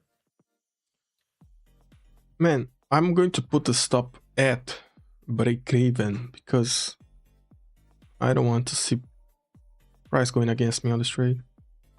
Not up for it. Like 1 point just to pay for. Man, at some point this candle was a very big red candle breaking the structure down. and it's going to close like a hammer up. So I mean, I to don't be know. honest, this is kind of like search and destroy right now.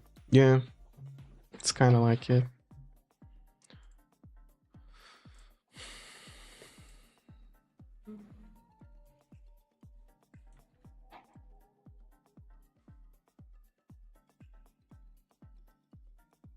Guess I'm getting a little bit delusional with that 840, but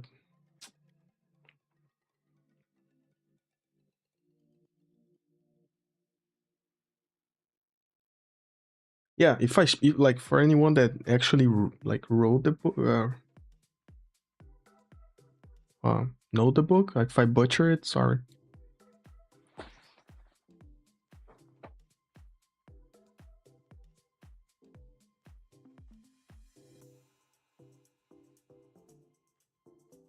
Oh, this one is good, Pasha. This one you should read. It's Howard Marks.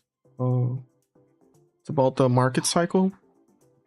Like that one is like actually pretty good. What's it called? Let's see what it's called in English. Howard Marks is a very famous hedge fund manager. It's Oak Tree Capital. I think it's the. I think it's called Mastering Market Cycle. Like this is actual like straight to the point book with information that it's from like one of the biggest hedge fund managers in the world. Interesting.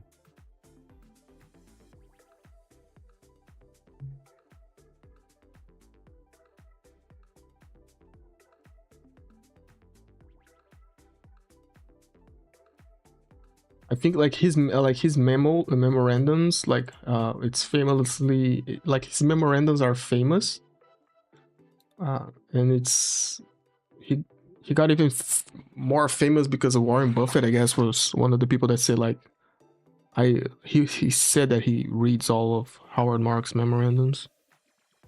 Interesting.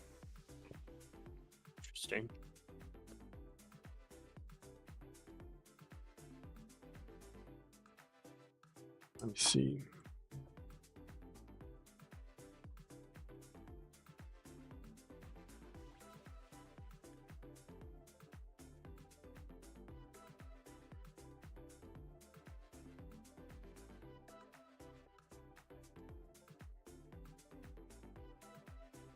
Yeah, like the guy is 87% up in the last year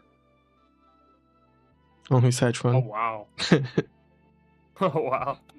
That's pretty nasty. Yeah, 326% in 10 years. Wow. So basically triple the money in 10 years. That is not bad. Maybe I'm seeing wrong, but that's what that's what it's saying here. Long term 19% a year average. Yeah, so pretty much doubling. Does this say how many years he's had that that average? Let me see. Because I think Peter Lynch did like 20% or something like that for Almost 30 years, wasn't it? yeah, like 25 years. It's at one point. I don't know how it's been recently. But like that kind of compounded return is insane.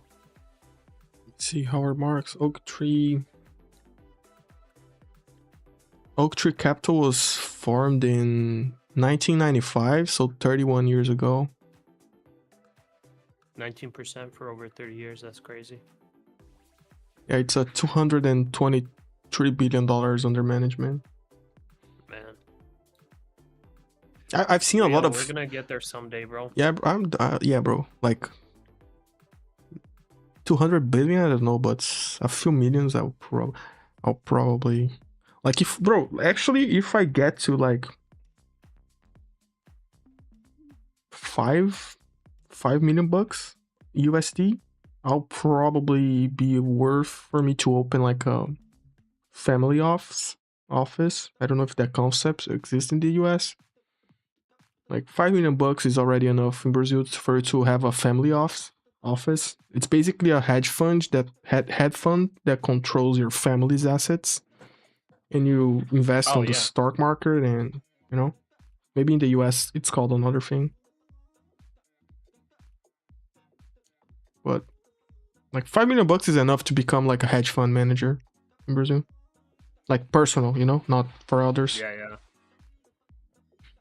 You get a lot of incentives when you pay less taxes, you can invest abroad without having to liquidate for taxes and everything. Like there's a lot of incentives to do that. Are you bullish or bearish this week? I'm more bullish than bearish overall. I think this flag that we are farming on the daily will break to the upside. I don't think it's breaking down. I think first we break up and we run again a little bit, at least. So I'm bullish overall, but don't quote me because I change my mind pretty quick, my friend.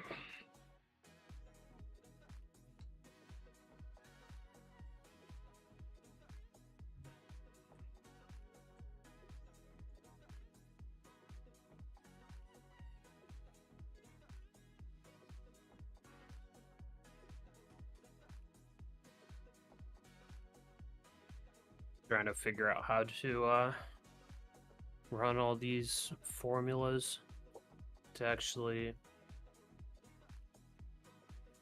do all this testing for the win rates and everything. I'm trying to figure out what would be the best way to run all of it, because I'm just starting with the data collection, and it could get very complicated very easily, or I could keep it simple. I just got to figure out how to make it really good. And is it difficult to just drop 40 points out of nowhere? Like, it's not difficult.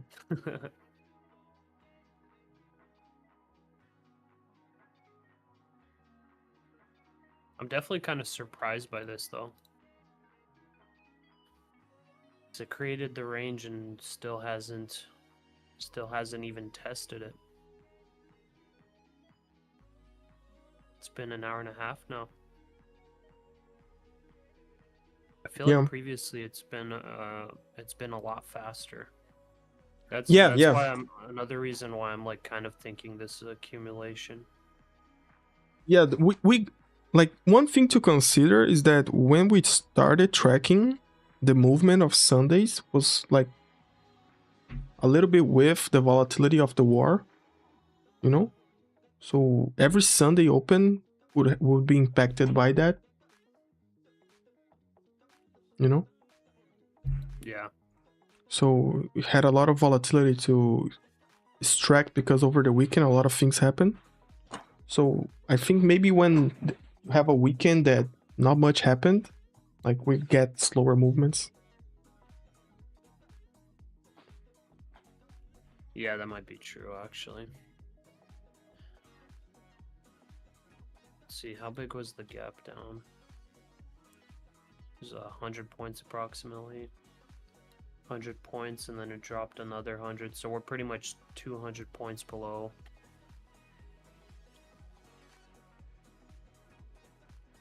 Previous day high. And we're 200 above previous day low if we count the news candle, so we're like right in the middle of Friday's range.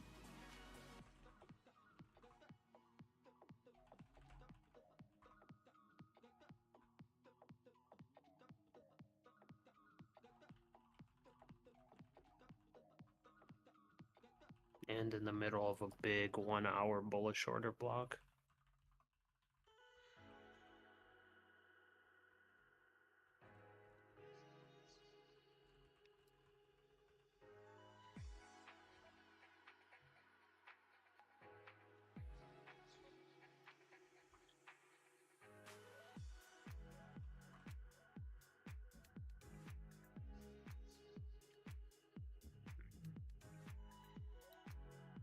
We are not sweeping highs of candles for the last 6 candles now, so I'm comfortable with the stop loss where it is. Yeah, I mean it's respecting the 5-minute 9 EMA. Yeah, exactly. Very slow. Yeah. Very slow, my friend. See if it does another sweep to the upside and drops at some point.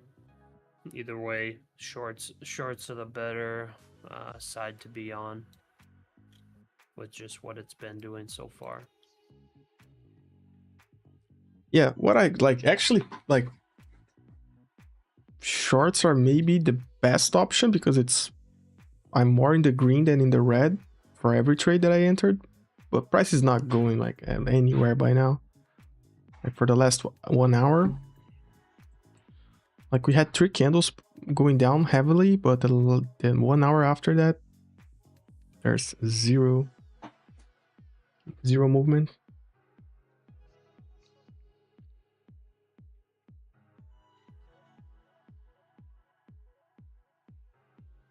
Probably be taken out now.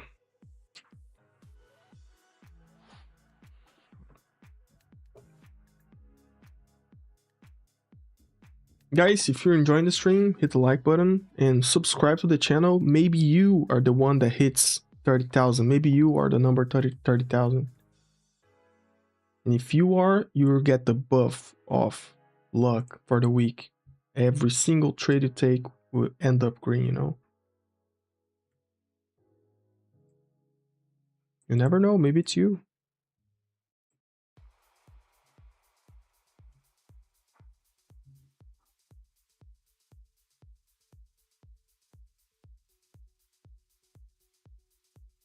New subscriber? Nice, welcome. Solven, how do I call you? What? Bro, your name is complicated. But welcome. Welcome aboard, my friend. Bro, is it crazy that I want to set along and put my stop at 819? 819? No, it's not crazy, man. Like, judging by the price section, tomorrow, bro, we're probably going to come in here and maybe price drops a little bit, sweeps that low, but I actually think we'll be up close to like 30k, then to the downside. Like, this looks like at some point we'll pick up traction up. Dude, the ES kind of looks like it's starting to form a higher low potentially. But man, like we're sitting on the upper end of a 1 hour bullish order block. And that low that form, I don't even know if we're gonna be able to sweep it, bro. And if it is, I think it's gonna be very quick.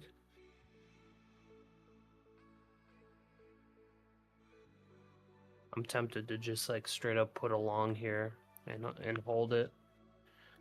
Do a swing trade. There's and actually no put some volume. risk on it. I think I'm not even gonna do just one micro. Let me see here. Maybe I'm actually, depending on the stop, maybe I am only allowed to do one micro. Yeah, on the overnight, maybe 819 gets hit, I guess. Like, I would bet that 750 does not get hit, but that's a lot more points. Yeah, like if I would set this trade, I would make it I'd probably make it a 1 to 2.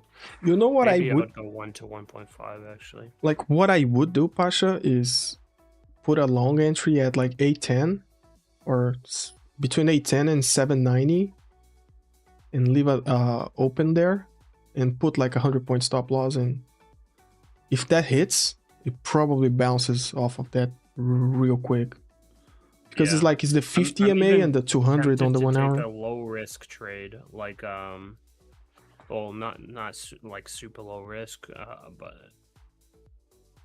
along at 818. Oh yeah, that would be a good long. That's that 5-minute bullish order block that was set, and then setting the, I don't know where I would set the stop though. I think I would set it like 700, like 710, 100 points is enough. You think it's worth setting a 100-point stop? Yeah, because the upside for me is like the upside is more than 200 points for me, in my opinion. Okay. Yeah, maybe that's the trade I put. See, if I set a 100-point stop, then I have to do it max 1 micro. If I Yeah, put I'm talking about stop it, but of I don't know 30, like 40 your points, I can do 2 to 3 micros. yeah, I don't know the risk parameters you're using, so I'm just like Yeah, saying like it's pretty much 1/10 of the drawdown available. So on my lowest account, I have $1,800 drawdown. So 100 points would be just a little bit over 10%, which is fine. Yeah. Because I'm about to go change out of my church clothes and I think go on a hike. nice. Trying to see what the Yeah. best entry would be for an overnight trade. Yeah, go enjoy your Sunday, my friend. My Sunday is over now. It's just like that, Heck waiting yeah. to go to sleep. But yeah, go enjoy Okay. yours. I think that'll be the entry then. I gotta use the correct stop loss or the correct ATM settings. Okay, I'm setting an entry at 818.25. That is, let's see, that's 2 ticks above that 5-minute bullish order block. And also for, it would actually be like the bottom of the 1 hour bullish order block is 818.75. So I'd basically be entering on a sweep of stop losses set by like ICT people. Yeah. That might be the play, dude, because that's like actually a great spot to go along if we do, even if we're doing a market structure shift. I would assume it makes another upside push before starting to break those 700s. 18.25 and then stop loss at, I'm just gonna do a flat 100 points and then take profit. I think I'm gonna go the sort of safe route and do 1 to 1.5. So that would be 29,968 for take profit. Man, market That's the looked trade like it all was set. going in buyers again. Solvent, maybe you get your wish granted, and I hit my TP with you.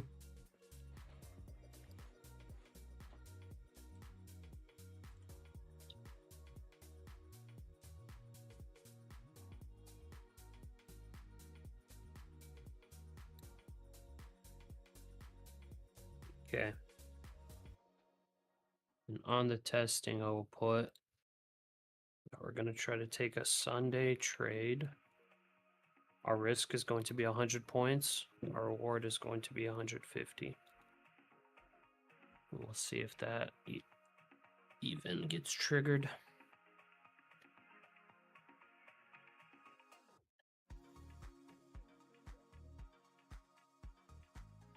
Yeah, I want to categorize all this data as best as I can, dude.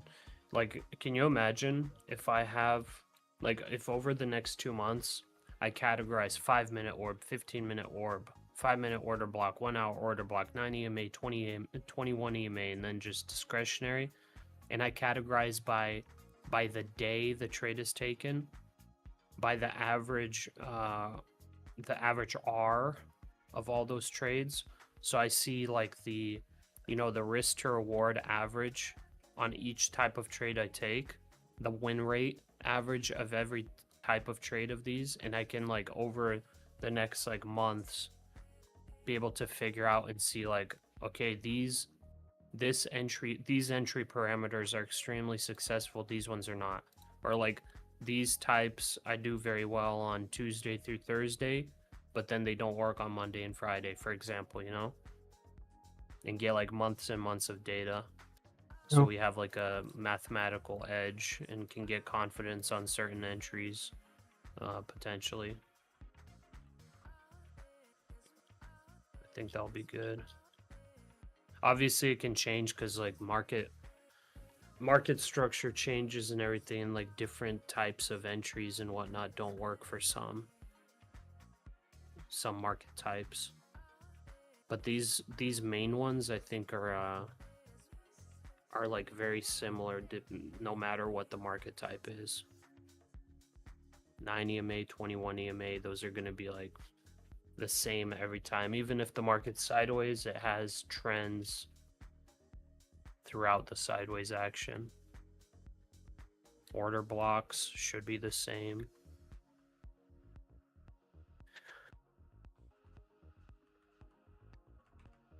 Just got to get good data, bro. Yeah. Because I would love to just trade and then like after 1 month just look at the general stats, but I think it's not good enough just to look at the general stats. I need to see which trades are actually performing the best, so I can trade those more and trade the ones that aren't working less. Earlier, like one of the things that I've need to, like, off topic, total off topic now. I was talking about that book, and I said that the writer is a woman. She's a Russian woman. I think she wrote it on like the 1940s, if I'm not mistaken. I'm out of the trade. Like I said that she was like a face of liberalism, but I guess in the US, that name is connected to another thing, not what I'm talking about. Like liberals in the US is kind of the left, isn't it? Yeah. Oh, so yeah, it's not. It's like it's the Austrian concept of liberalism, like it's libertarianism. Yeah, it's not the U.S. Just to get things straight. Yeah, I think liberal and wait, I think those are two different things. Let me check. I honestly don't know much about it. Versus libertarian.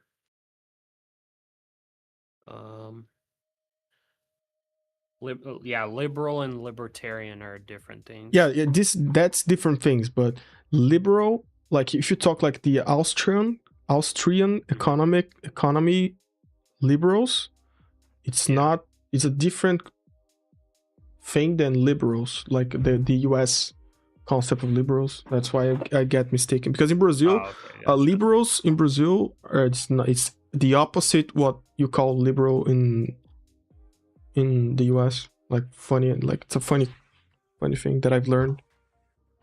Like it's actually the opposite. The same name in Brazil. If someone is liberal in Brazil, it's the exact mirror or exact opposite of what's when someone is liberal in the US.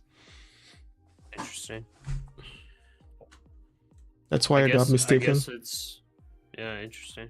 I guess when you have like a country where the government is like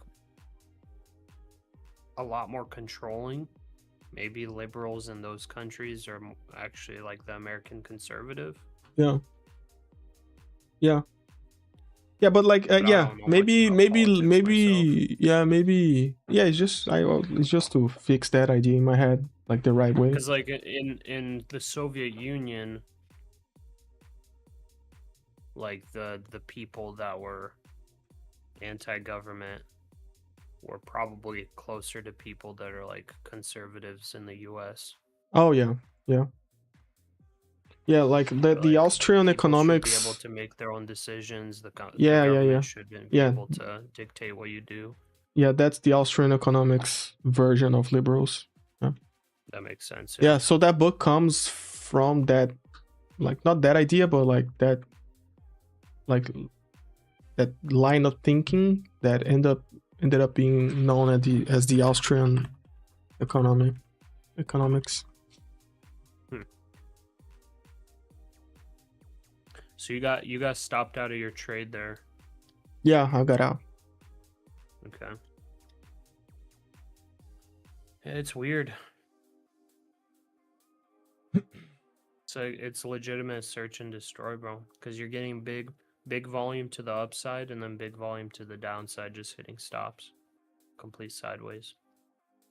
Yeah, like this is untradeable, my friends. Untradeable. Like in Yeah. the way I trade, this is untradeable. Yeah, not gonna lie, this is kind of a sucky Sunday open. Yeah, in 15 minutes, we get a new market opening. I guess we'll have volatility then, but who knows? Yeah. You never know. Like I'll be waiting to see. You're staying on till then? Yep. I'll be on for another like 45 minutes, I guess. Sunday open, I'm doing Oh, like wow. 2.5 hours. Oh dang, yeah, that's a long time. 2.5 hours. The first like 4 or 5 Sunday opens, I did like 4 hours. But at some point, it was like, brother, there's no point to do 4 hours. Like, too Yeah, much. that's hard. It's too much on a 'cause Sunday. you got the pre-market show too. That's Oh a yeah, lot. yeah. And when I started doing the pre-market, it was like too close. But now, like Yeah. if I get out in 45 minutes, then it's like normal time for me to go to sleep, wake up, and do the pre-market show. Man, straight up full-time job, bro. I like it, rough. man. I like it. Man, as long as you enjoy it, bro. Like, if it's like if it gets hard, it's like, yeah, you don't, you know, you definitely don't have to do the pre-market show and Sunday open and all that stuff. That's hard. Maybe Look at that, man. Yeah. Another Now, sweep of the VWAP and right back down. yeah. Right back down with the quickness, with the Yeah. volume. If this time is actually the time that breaks down, I'll be sad. I'll be sad. What can we do, man? Like now that I'm not in.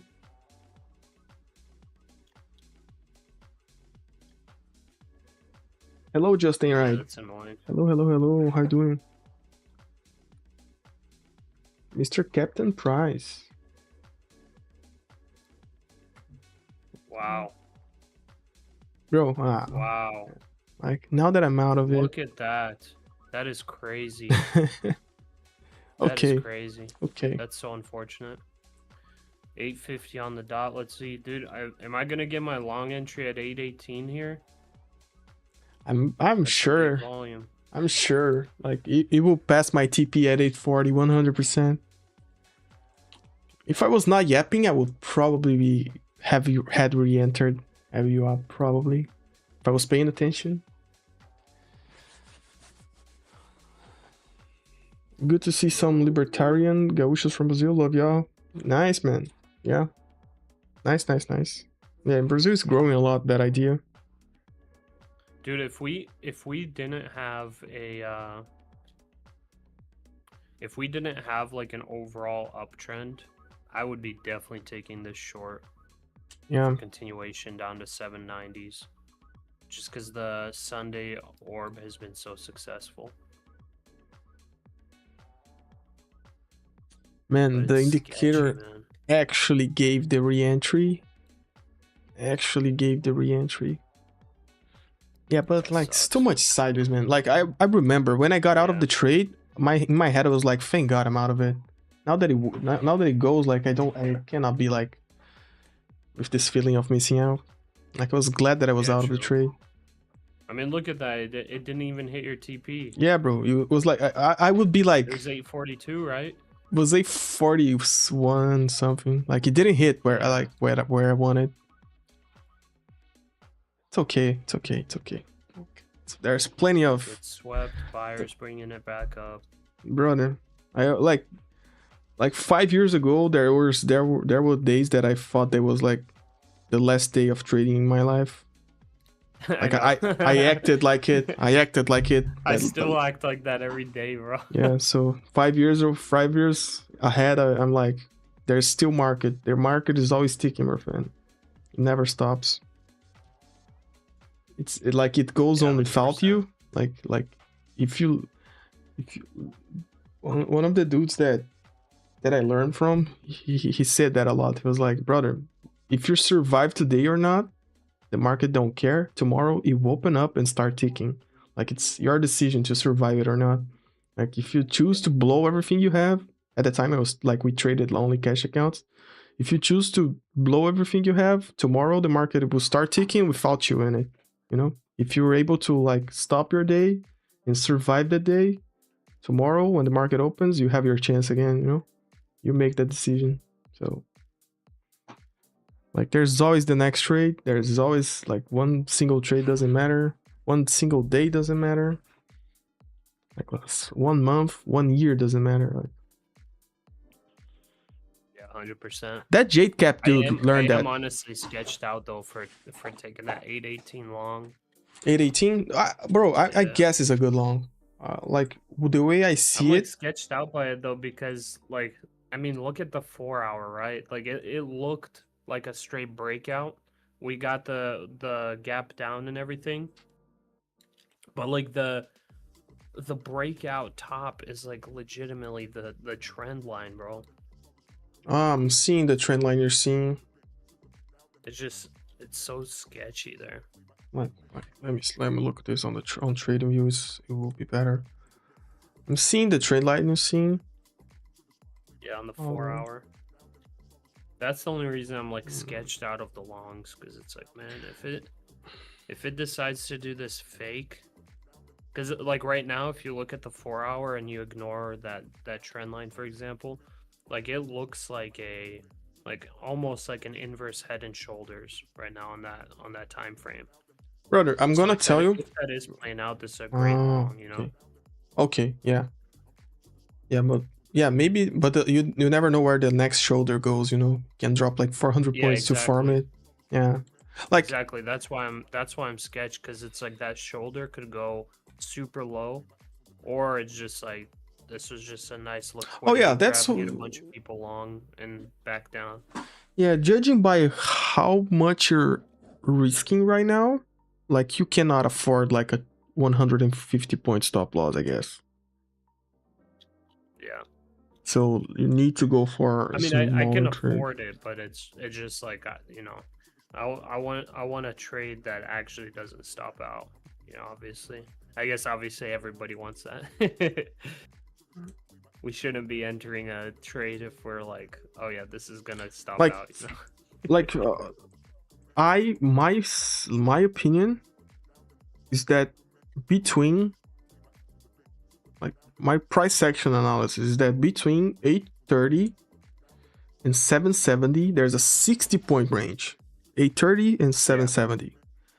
Anywhere inside that level, to me, is a good long on the 4 hour. Same. Anywhere inside that is a good long, and the stop loss is at 675, 670. Is on that Trump news low. Yeah. For me, is there. Like anywhere like that trade makes sense, but it's a 120 points stop loss, you know, because on the 4 hour, that is the level, that is the biggest discount possible on the bull trend that we having on the 4 hour. Yeah. Like on the short term bull trend, like the short term, there's that. But like as you said, we rejected very close to that trend line, so maybe the lower high already formed, you know, maybe that's already formed. Like, but more important than that, it depends on how it gets to that level. It's not only that, like if it gets to 730, it's how it gets there, you know. If it gets there slowly grinding down, it will probably be a good long. But if it gets there like with heavy red candles, big candles dropping down, like I would not go long. Like it's just not getting there, it's how it gets there, you know? Yeah. Like the way that it's dropping right now. Won't even know how it gets there. Unless it gets there like right now. yeah, that's the difficult part of it. Yeah. Like judging by how the price action behaves right now, like if this price action right now was forming at that level, I would go long like easily for a swing trade. Yeah. Because this price action has like, no power to it. How crazy this was. It swept lows, pushed all the way up to VWAP, rejecting on the dot on VWAP again. Yeah. Yeah. We rejected is the sweep crazy. down and rejected view up, so it's mega sideways right now. Mega sideways. Yeah. Mega Like, sideways. can you imagine if you were in that short? Yeah, It didn't hit your take profit and just like instantly 5 minutes is all the way back to view up. yeah, I would be probably, if I didn't like close a market close that trade, like I would probably close that trade, because like it went like 3 points away from my TP. Yeah, you If wouldn't that let it, happens, you wouldn't let it get red. yeah, I would 100% market close that trade. But judging by what happened, it's not a good price action, you know. It's not a good price action. Like like there's a sideways channel right now that I'm going to track for the price action. Maybe if it breaks down, it actually picks up traction, then it starts going down like heavily, then I would not be comfortable taking longs at that level. Yeah. Like I'm just looking at this right now, I'm like a little bit nervous to even leave that overnight 818 long. Oh yeah, the problem of leaving orders open is that like you don't know how it gets filled. Maybe like at the moment that it it's close to your order, like a bunch of volume and comes in and like you're not there to see it, like to take out the order. Yeah, exactly.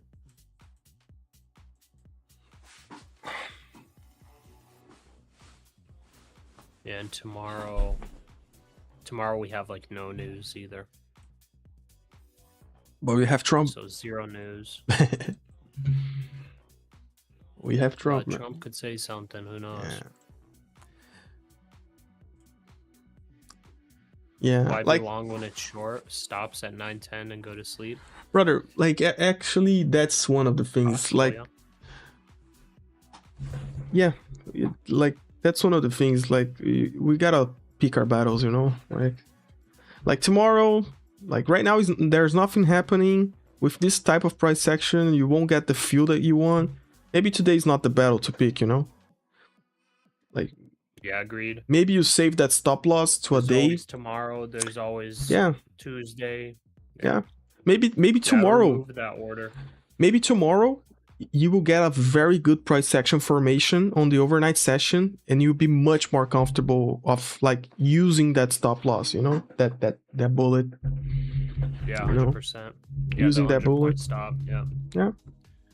Yeah, I got Bible study tomorrow and everything, so I'm already like, I already know that I'm probably gonna miss out on the best price action too. So it's not even man. Like Mondays for you, like like if you miss out on the first 2 hours of every Monday, like because of Bible study, maybe Monday is the pocket change day for you, bro. Like I do it on Friday, you know. Like I had that concept. On Mondays, like I just have to be okay with taking 10, 15, 20 point scalps if I do trade, and I just go double my like regular conservative sives on those, so I don't feel like I'm, you know, wasting time, because I think it's pretty easy to scalp like when the market slows down in the afternoon session, but it's like a clean trend. It's just not a huge volatility.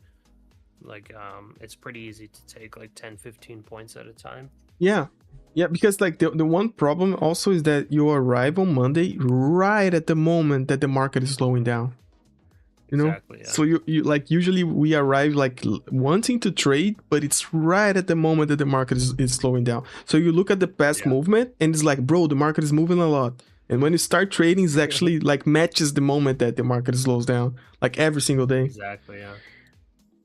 Okay, 3 minutes till I guess Japan opens. 3 minutes. Let's see. Bro, now I'm hungry. I'll stick around for it. No, I'll go on a little hike with my wife.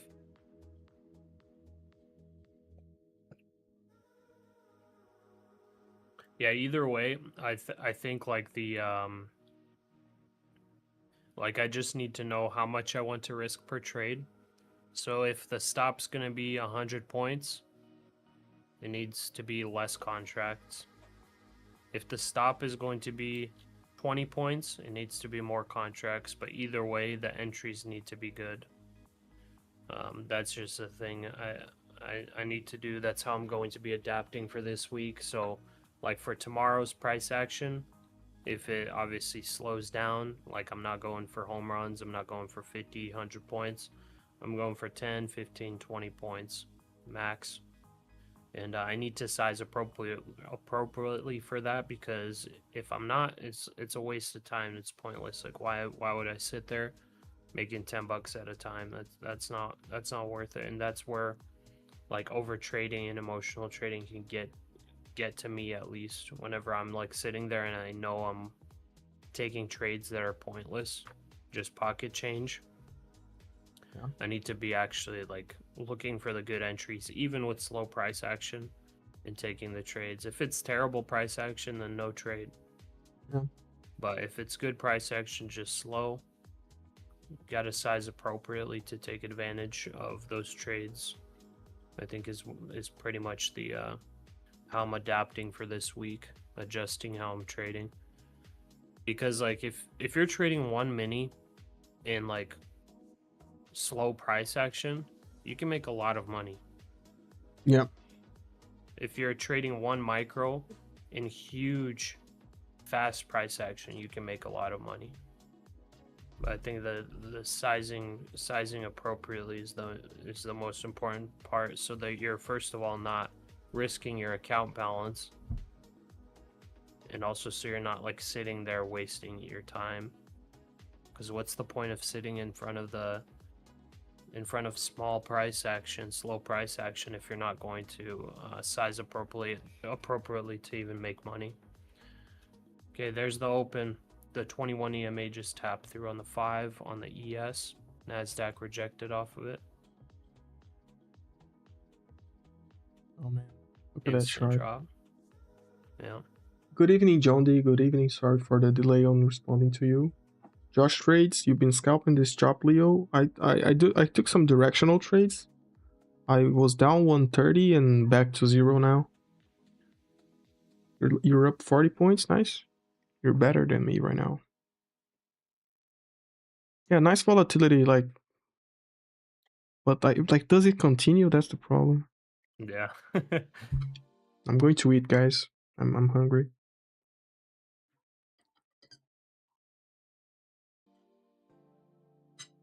I'm gonna just wait here for like 5 minutes and see if it breaks out of that range that was formed. If it doesn't, then GG, no re. Wait until tomorrow. Yeah.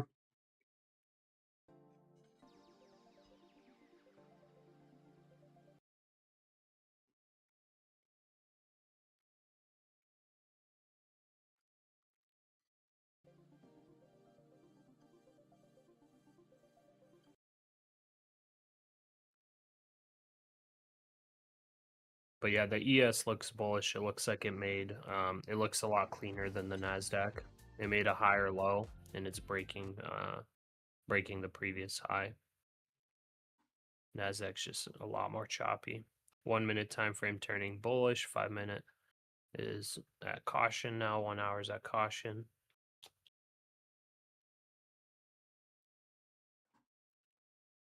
But yeah, we're kind of changing sideways, it seems, to the upside now. That sweep down of the orb looks like a sweep and reverse movement. Maybe we deliver up now.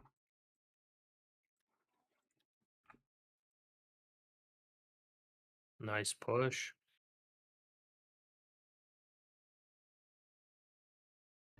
Yeah, if we do there it goes. Nice. That's strong. Yeah, Japan delivers, man. Yeah.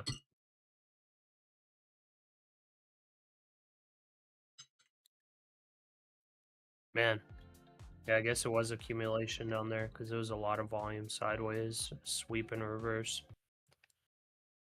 It's about to get to the high from the gap down.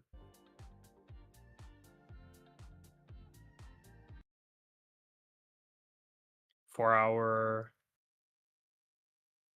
is above moving averages now.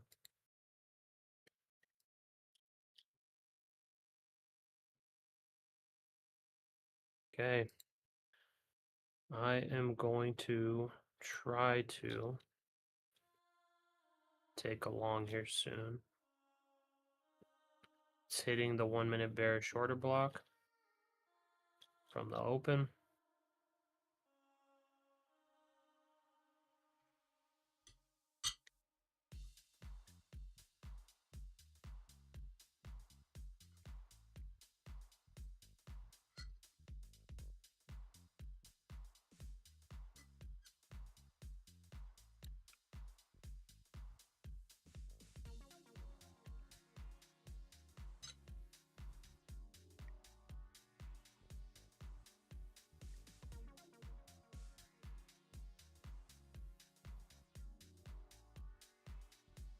Yeah, a candle like this, like we should wait for continuation. Like, doesn't look like it. Yeah, agreed. Like, but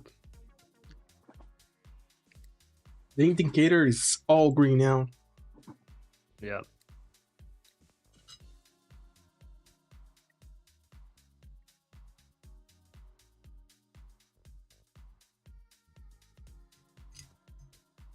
Yeah, I mean, I'm happy I didn't jump back into longs because my stop would probably be a couple points below that first low. So I would have gotten swept. It's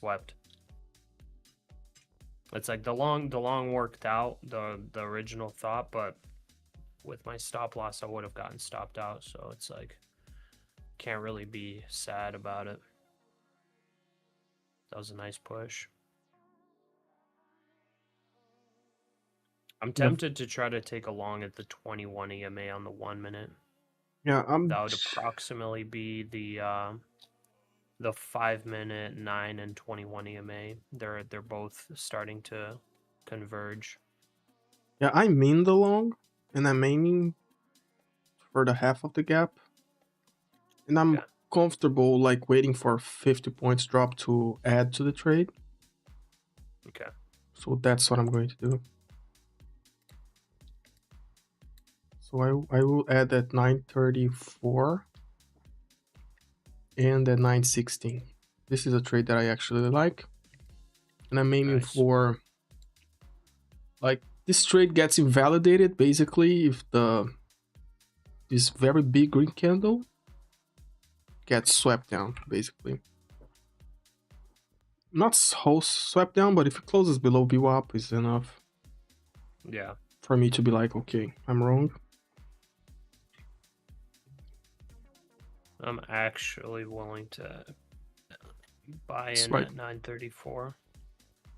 I'll go in at the 9 EMA on the 1 if it gives it.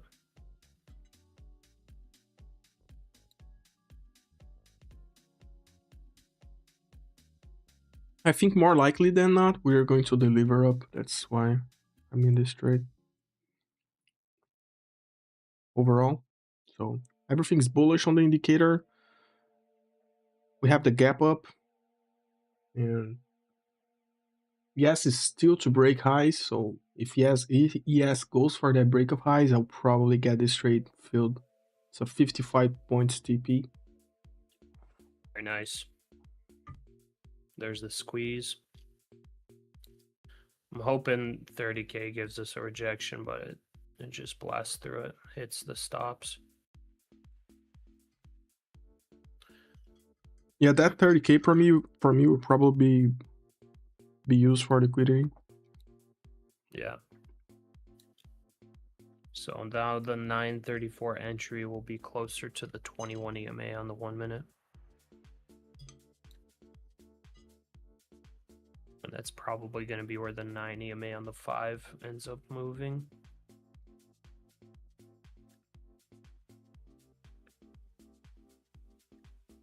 On this trade, I'm going to have a 50-point stop, 50-point take profit.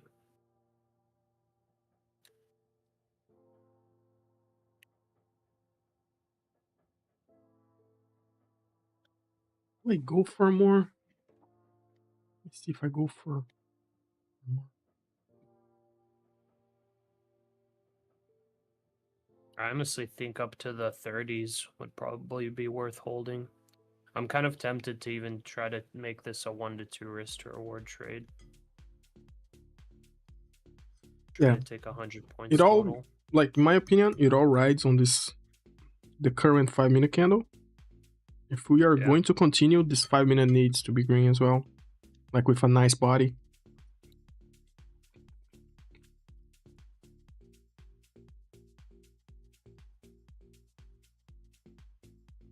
I honestly wouldn't be against this this candle turning red.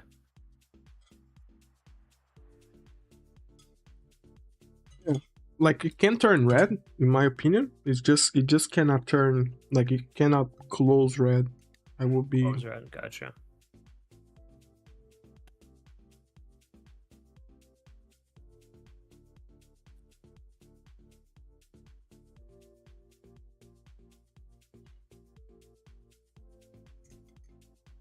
What's your take profit on that? 0.40. 40. Okay. Yeah, that's a good take profit. The last time I was eating, we hit TP, bro. I'm eating again, so maybe Yeah, we do it again. True.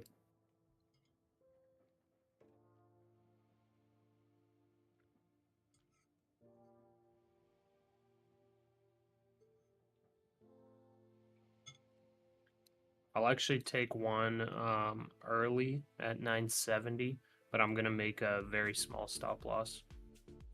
I think I will do a 15-point stop loss on that one. So if it only taps the 9 EMA and goes, but it has not tapped the 9 EMA even once yet on this push Nice. up. We are attacking the third K. Yeah, Nice. that's a strong push. It hit the first TP. Can we go for these 84 points, man? No, 74. Congrats, bro. That's a great long. Huge volume on that push.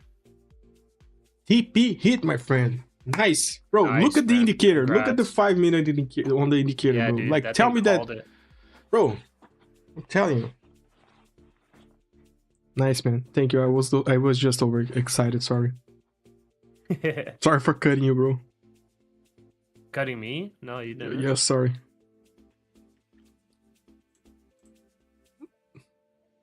Okay, now I think I'll go in on the 1-minute bullish order block. That's a 15-point stop approximately.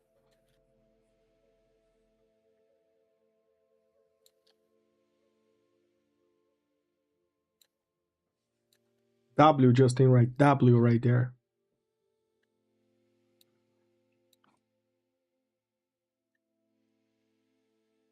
Clean 74 points. Could have gone for more. No, actually, I got out of basically at the high of the session. Like I got out 1 point dude. before. That was nice.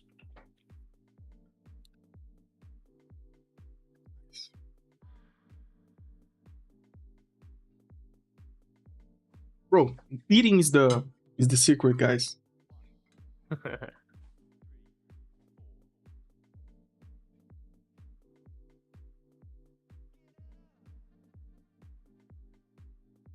That was a beautiful push, man.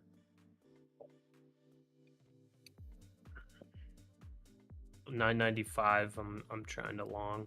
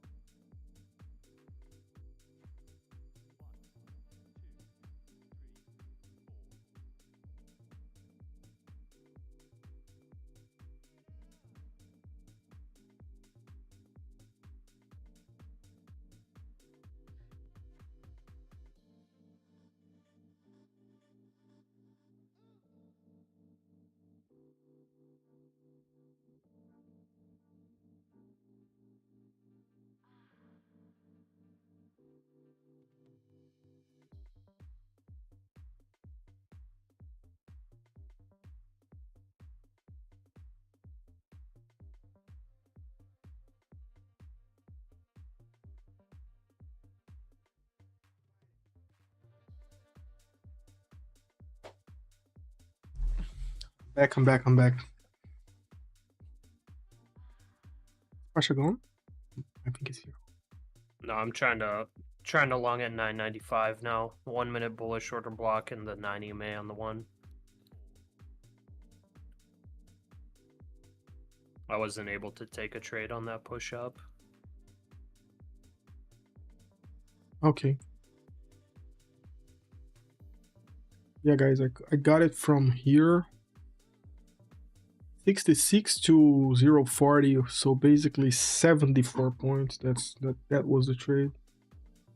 Nice trade, man. That was huge. I'm trying to long at 995 with a 15-point stop, 30-point take profit.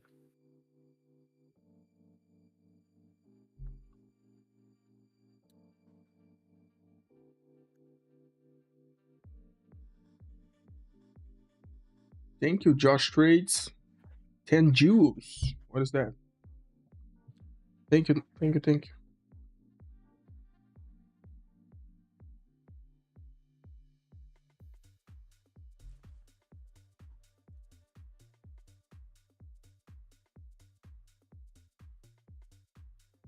How big was that trade that you took, by the way? I didn't see how many contracts. 1 micro. Like, I'm not over leveraging. Not over leveraging. Nice. I'm not like trading big right now.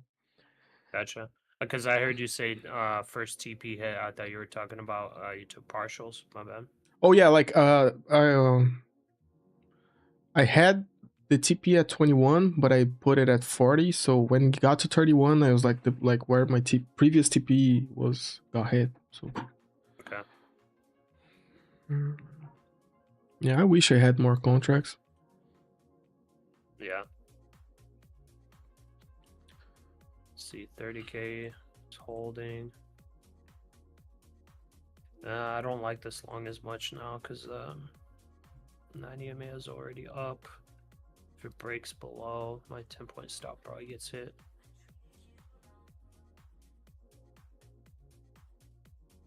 Let's see. It's just the 1 minute bullish shorter block I'd be longing on then.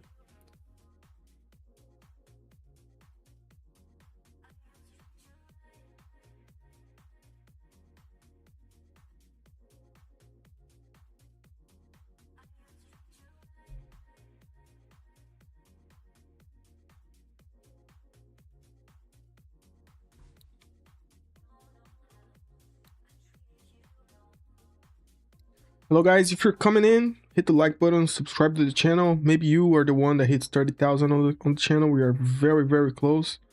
Mr. Pasha was nice enough to hang with us on the Sunday Open. It's a pleasure to have him here. Pleasure to be here, brother. Nice, man. Let's see if I can at least get a long entry here, bro. And for it to not get stopped out.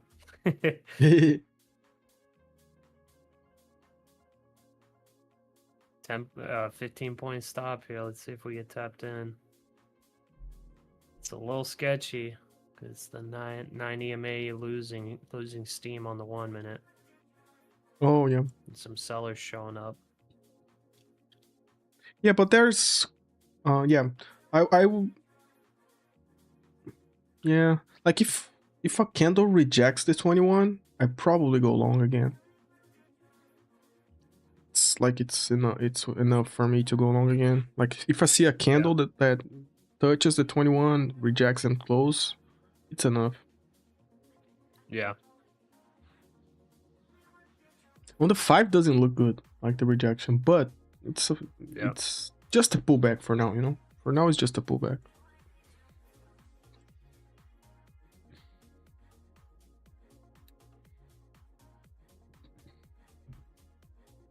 Okay. That one stopped out, so that was a 15-pointer. Now I wait.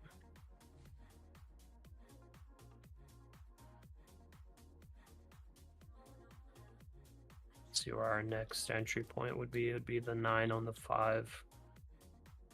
Yeah, judging by how the 5 it's rejecting, I would wait for like 950 level. I don't know if you agree with that. At least 950. That's the next entry for me. Yep.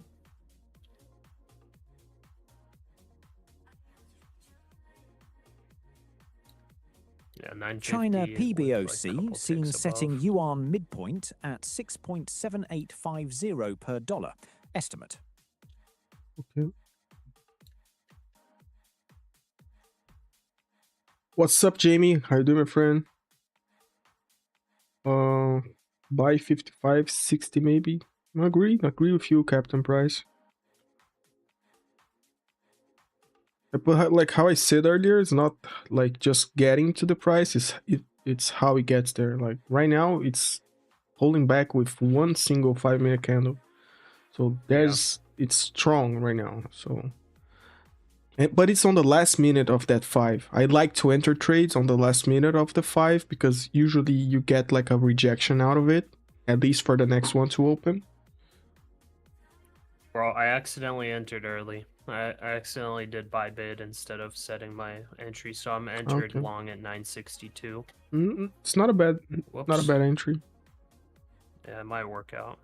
I got a 25-point risk, 50-point reward on this one. Brian, you rolled it back from 0.21 to 9.70. Nice pullback. You cut the pullback. Nice. Yeah, you entered exactly at the first fibs retracement. I entered or who? You. I did? Okay. Yeah, it was an accidental entry too, bro. Yeah, ended up being like on I the... only got 5 points of drawdown on it. Yep. You ended up entering at the first fibs retracement. Yeah. On a strong trend, usually that's a very good entry. Okay, I already have auto break even. I'm honestly tempted to close this because I now made back my losses on this push. Let's see. 3, 2, 1. It's 30K retesting. Okay, I exited.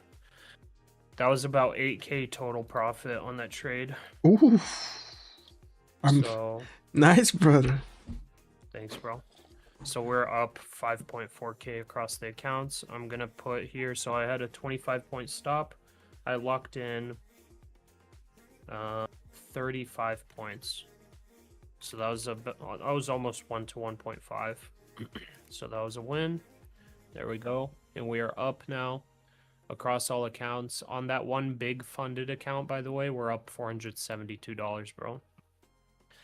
That's why I think like I need to trade my smallest account and trade appropriately for, you know, risk wise on the smallest account, but leverage on the bigger accounts and just like not even pay attention to it. You know, and basically trade the smallest account as conservatively as possible and not let like it get to my head with the risk on the bigger accounts, because like that would have been scaring me right there. Yeah. But that one trade just made on that account about $800. Beautiful. Like, bro, like that's the thing. Like, if you do well with one micro, you will do well with like with a mini. It's just a matter like with one micro, we don't get affected mentally. So when you copy trade 4x leverage an account that you don't even see, like that's that's meta right there. Like, maybe that's the meta. That's meta, bro. Like that's tech. Yeah. That's tech actually. Exactly. Anyways, I'm actually really happy with this profit too. Like if tomorrow I don't see any trades to be taken, like I will be totally fine. Yeah. With locking this in 5.4K on the 2 funded accounts, because we blew one of them on accident last week. On the 2 funded accounts, let me see how much we're up. Man, and like that's the thing, Pasha. What? Like that legacy account that you have, all that money that is in there is yours, bro. Like there's no rush. Like it's not 100%. it's like on some prop firms, even on Apex, like that there's an amount of money that is buffer and you're never getting that, and there's the money that you make and you're able to take on payouts. The beautiful thing about the legacy accounts is that even the buffer is yours, you know. So that AK, if you take it, if you see it through all the way, you're getting that already, you know. Like there's no Yeah, rush, zero rush, exactly, yeah. zero rush, zero. Like the way you're doing it right now is perfect, perfect. Yeah, I'm trying not to rush it too. Like I think for this week and possibly maybe for the next 2 weeks, I will actually do quarter Kelly, not half Kelly, because yeah, half Kelly, it's actually technically considered conservative with the 60% win rate. But quarter Kelly is going to be extremely conservative, and I put for the calculation, I put 60% win rate with an R factor of 1. I'm pretty Okay. sure we have higher than that. Oh yeah, you have Based on higher the than past, 1. like 2 months. Yeah, your I'm average pretty sure wins. we have Yeah. like 55. I think it was like 53 or 55% win rate with like a 1.5 risk to reward on average. So like if I put those numbers in right now, with a 1.5. Technically, even with a half Kelly, we're supposed to be risking. It looks like about 12 to 14% of our drawdown on each trade. That's how aggressive, like technically, and that's conservative, bro. That's the crazy thing. That's half Kelly. Yeah. Full Kelly, which is like that's based on that calculation. That's like the optimal risk. I should basically, with my 8K drawdown, I need to be risking 2K per trade.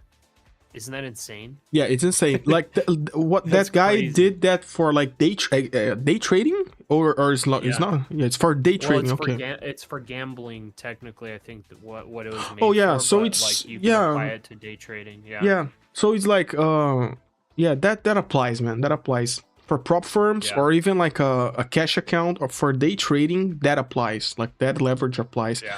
I But wouldn't think do if it. you go quarter Kelly, Yeah, yeah, you yeah, also have to have your stats. Like you can't just do it blindly. You have to yeah, have your stats. yeah. If you don't have stats, it's better to just go one micro and trade for months and Yeah. months and months to get your stats. If you have your stats, then you have to apply this. Yeah, yeah.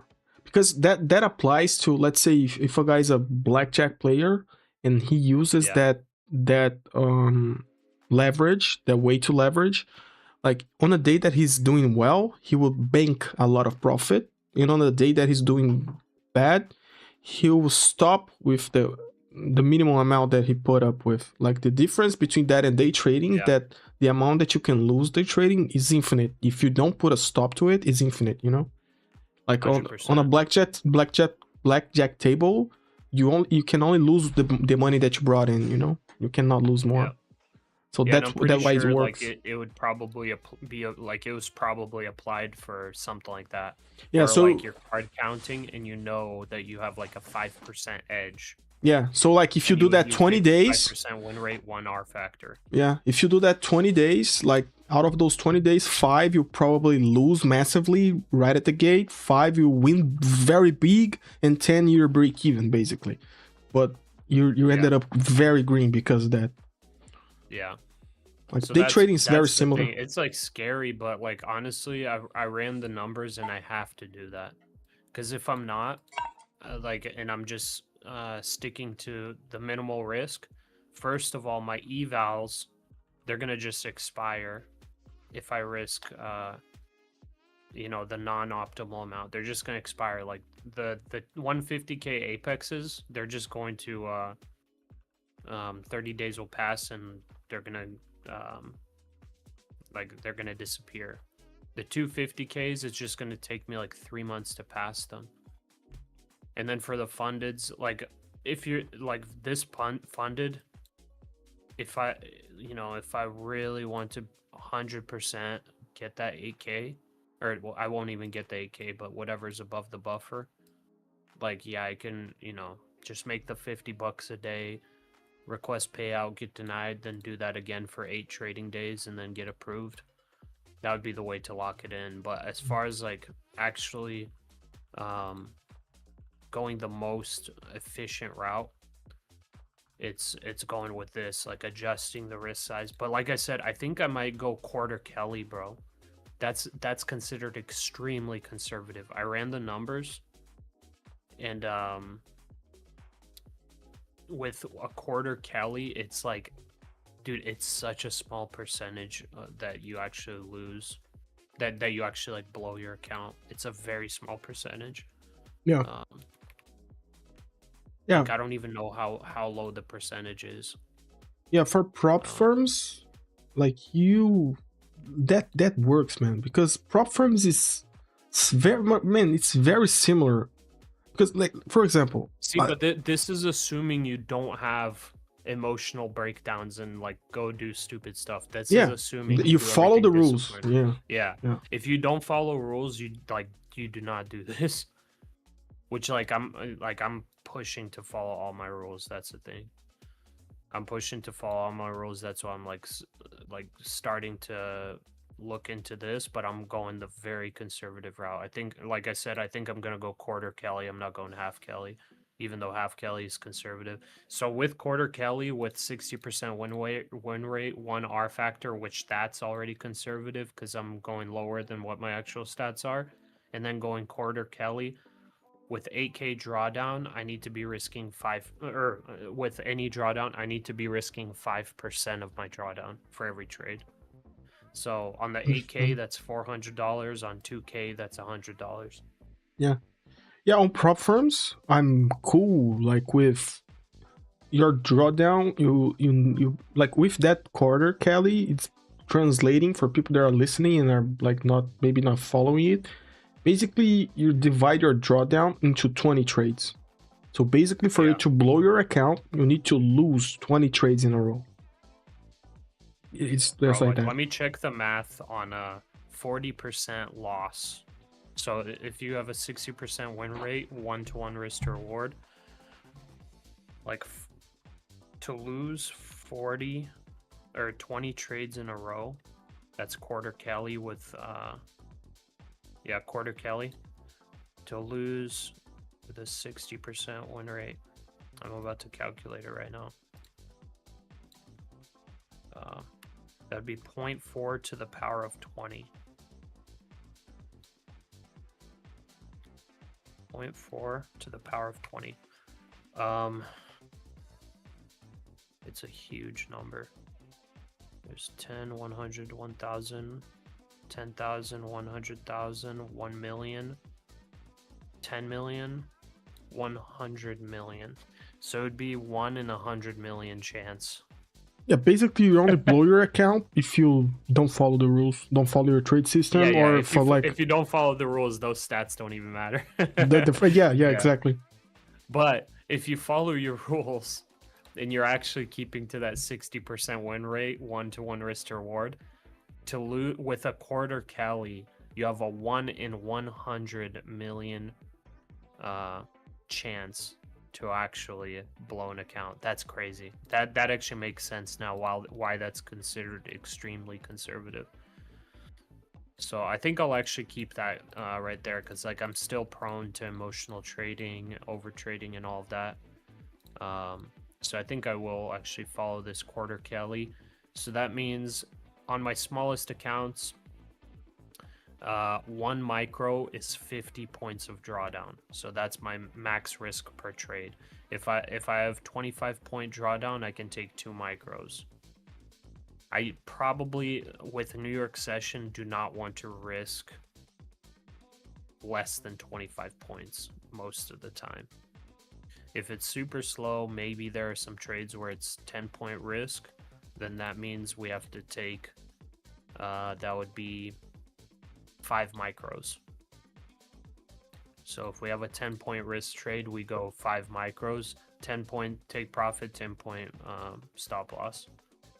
And even that, like, that's totally fine. That's $100 risk on the smallest accounts. So yeah. Anyways, my wife's calling me. I gotta brother. Get on this hike. See you, my brother. Dude, See you tomorrow. It's been such a pleasure trading the Sunday Open with you, brother. Thanks for doing this every time. My pleasure, man. Yeah, you're the best, bro. I appreciate you a lot, for real. No, thank you, man. Thank you. To talking to you tomorrow. Take care, my friend. I'll be here waiting for you to come back, my brother. Guys, say good, bye. Brother. Say bye to Pasha, guys. He was. Take care, everybody. Good luck. Good luck trading. Appreciate you guys. See you soon. Take care, my friend. Have a nice rest of your weekend. God bless. You too, brother.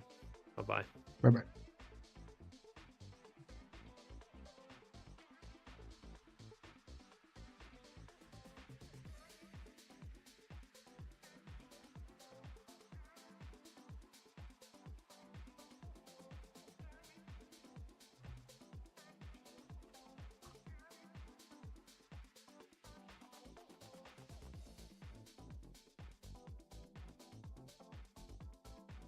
Tapped out, went against the indicator. That's what happens. But maybe this is the exact point where we need to go long road. Oh man. I'm not winning. I broke my rule of not buying any evals for 12 months, but with all them talking about fund the next account, so I went and bought one. Just made sense too. Happy. Click the like, guys. Nice. Yeah, like if you're going to go for accounts, like go for the ones that whenever a nice promo comes in, go for that, you know. Man, I'm going to take a short again because it is dropping. And the 5-minute, I like that short on the 5-minute. We are below view up. Maybe we see a new drop, or maybe I get caught. Maybe I get caught. I get caught, no problem.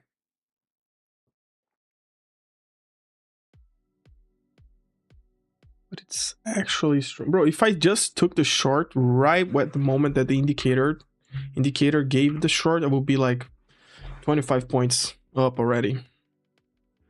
But I tried to take a long, and now I'm trying to join the shorts. Now maybe I have to eat a pullback. I have a nice TP close. If it drops, probably drops more. Let's see if I'm doing a dumb mistake or not. Is it custom indicator? Yes, my friend. I don't know if there's a link on the description for it. Let me see. I don't know if there's a link on the description for it, man. Oh, having to ban people while in the middle of a trade. That's crazy. Why does Discord has these scammers, man? Let's see if I find a link. I'll send you. You take a look. If you like it, it's cool. No. This is not it. This is not it.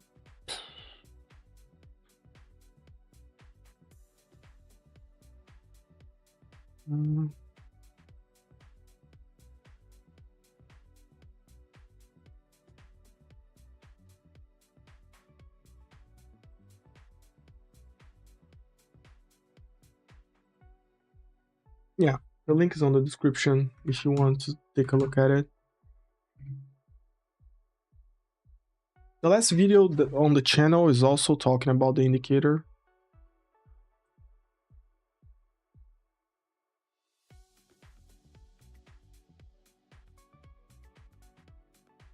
Yeah, joining the shorts. Maybe we get the first fill in. Okay, let's see if we get the next one at 890.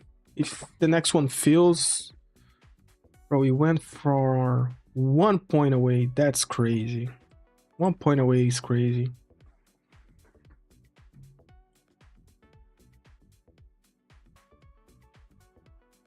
Really simple rules to follow. Yeah, man, like I only go for evals when there's a nice promo on it, when it makes sense. I buy some, I try to pass it, then I buy more. Like, I try to take it slow, you know, because then you can get carried away on buying evals. Like, you can't, like, you know.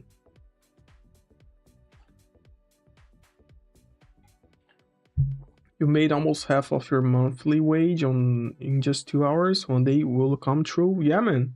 J Urban, if you need anything, shoot me a message on Discord, man. Like, I will try to answer and respond and help with anything you need. Okay? I'll try to do my best.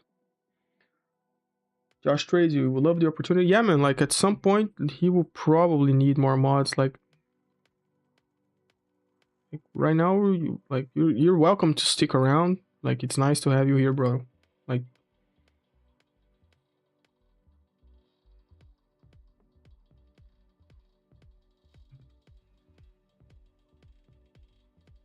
if I missed any messages, so sorry, guys. Did you see that money for the futures 25k rapid I was talking about? I took a look at my funded futures. Yeah, 25 bucks is pretty cheap, man. It's pretty cheap. Yeah, we have links to my funded future as well. Like, it's a I told Pasha, like, when I first met him, like, my funded future is a very good prop firm. He's like one of the OGs on the prop firm space. Very good prop firm. If you find good deals on there, it's very good prop firm. Like, the ideal way to handle prop firms is to trade like at least on 2 or 3, because you never know. Like, you just like diversifying a little bit. You know, there's different rules and everything, but if you trade normally every day, make money every day, the rules kind of does not matter.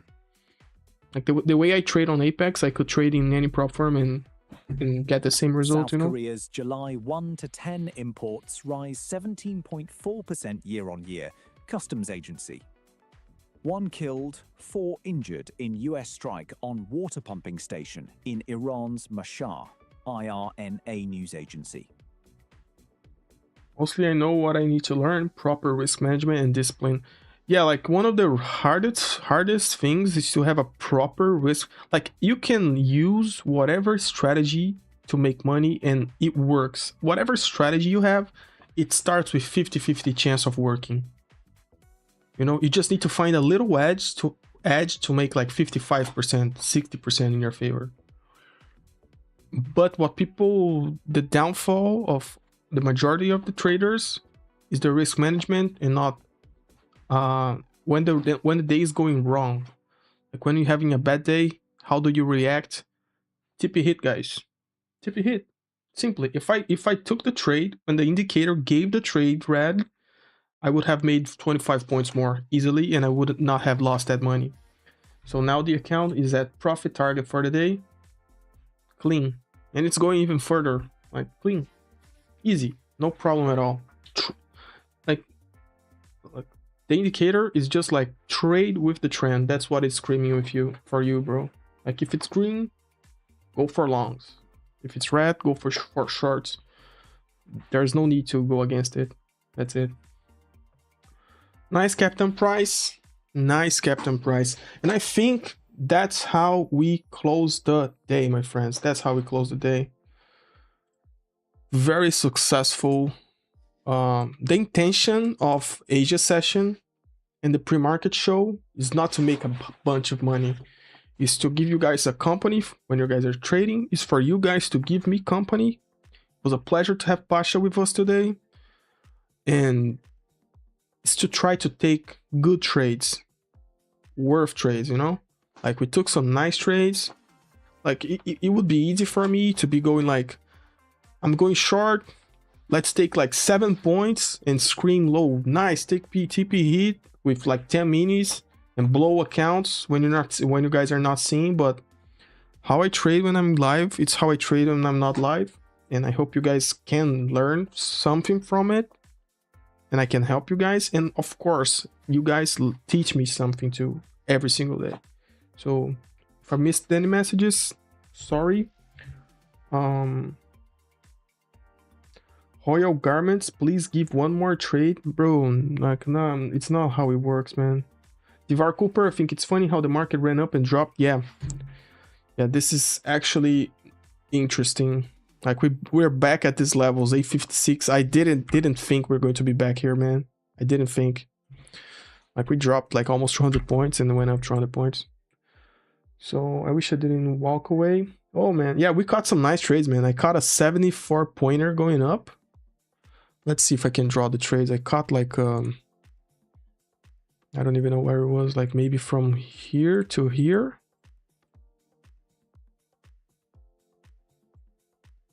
And I got this short right here, right now. I don't even know where it was, but something like this. Like yeah, correct me if I'm wrong. Something like this I took. But I don't know. And those other trades. So nice trading day. Good trades. No, I'm saying how is my funded futures $25? Do not understand that. Oh, have a good night, DJ Urban. Downtrend line of the higher time frame. Yeah. There's this trend line right here. This yellow trend line is one of the trend lines that I'm following. It comes from the 4-hour, I guess. Yeah, so this, like right now, this actually looks like a lower high, guys, just to wrap it up. Like this is a high and this looks like a lower high. And what we need is to break this level right here. If we break this 850 level, we need to break this. Then it becomes like a trend to the downside, you know? Then it becomes this. You know, but like I said on the 1 hour, look at this. Look at the 1 hour. The 1 hour, we have like there's a 200 EMA passing here and a 50 EMA. So this is the most important level, around 800. If we lose that, we are probably going for lows. We're probably dropping, you know? 800 is the level, the most important level, in my opinion. Okay, so basically this is low right here. So guys, hit the like. We are 7 likes away from 100. Can we get to that?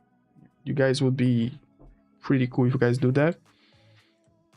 We are, bro, we probably like 10 subs away from 30K. Maybe you guys are the ones that hit that.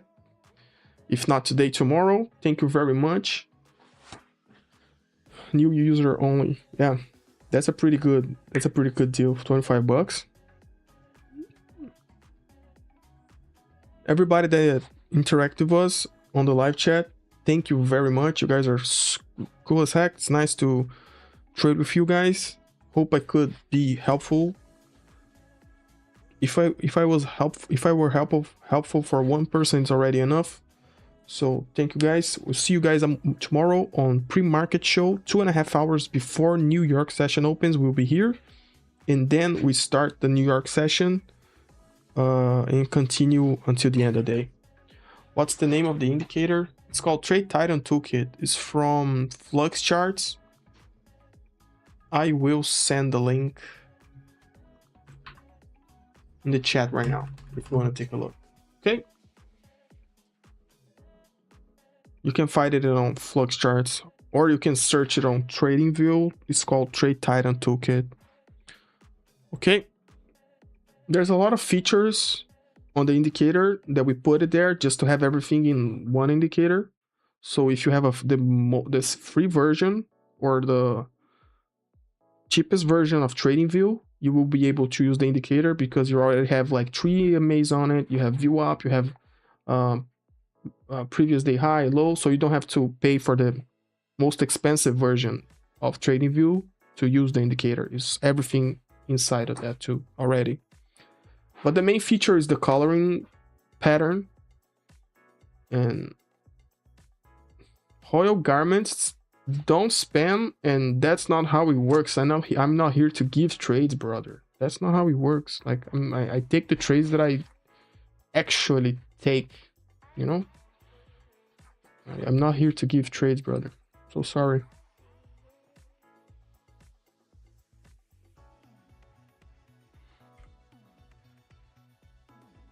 Bro, look at the comment. I just woke up. Please give one more trade. Like I'm not like, what am I? I'm Santa Claus or something. That's not how it works, brother. Like, what type of mindset is that?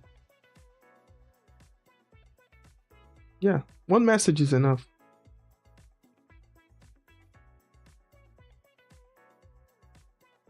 I find it funny, bro. Like you can't like I'm not like, I just find it funny. Like I don't know how to end streams, guys. I don't know how to end streams. So thank you very much. See you guys tomorrow on trading session. What is it called? Pre-market show. You guys are awesome as always, guys. Join the Discord.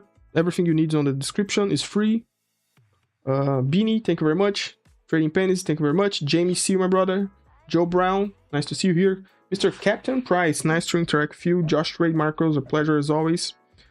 Get's recent spike was happened because of some news. Octavian, sorry for missing your message, brother. If you're still here, I don't know what happened to spike that news.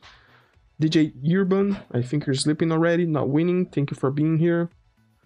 Brian Almeida, nice trade on the short. I guess that's it. Guys. Everyone that interacted with me, thank you very much. See you guys tomorrow. God bless everyone. Royal Garments, you're new here. So, two things. Don't spam, man. I will read your message 100%. And I'm not here spamming trades for you guys to make money. I'm just taking the trades that I actually take, brother. So, see you tomorrow. Take care, my friends. Peace. John D, peace, my friend. Tomorrow, we'll be back with pre-market show.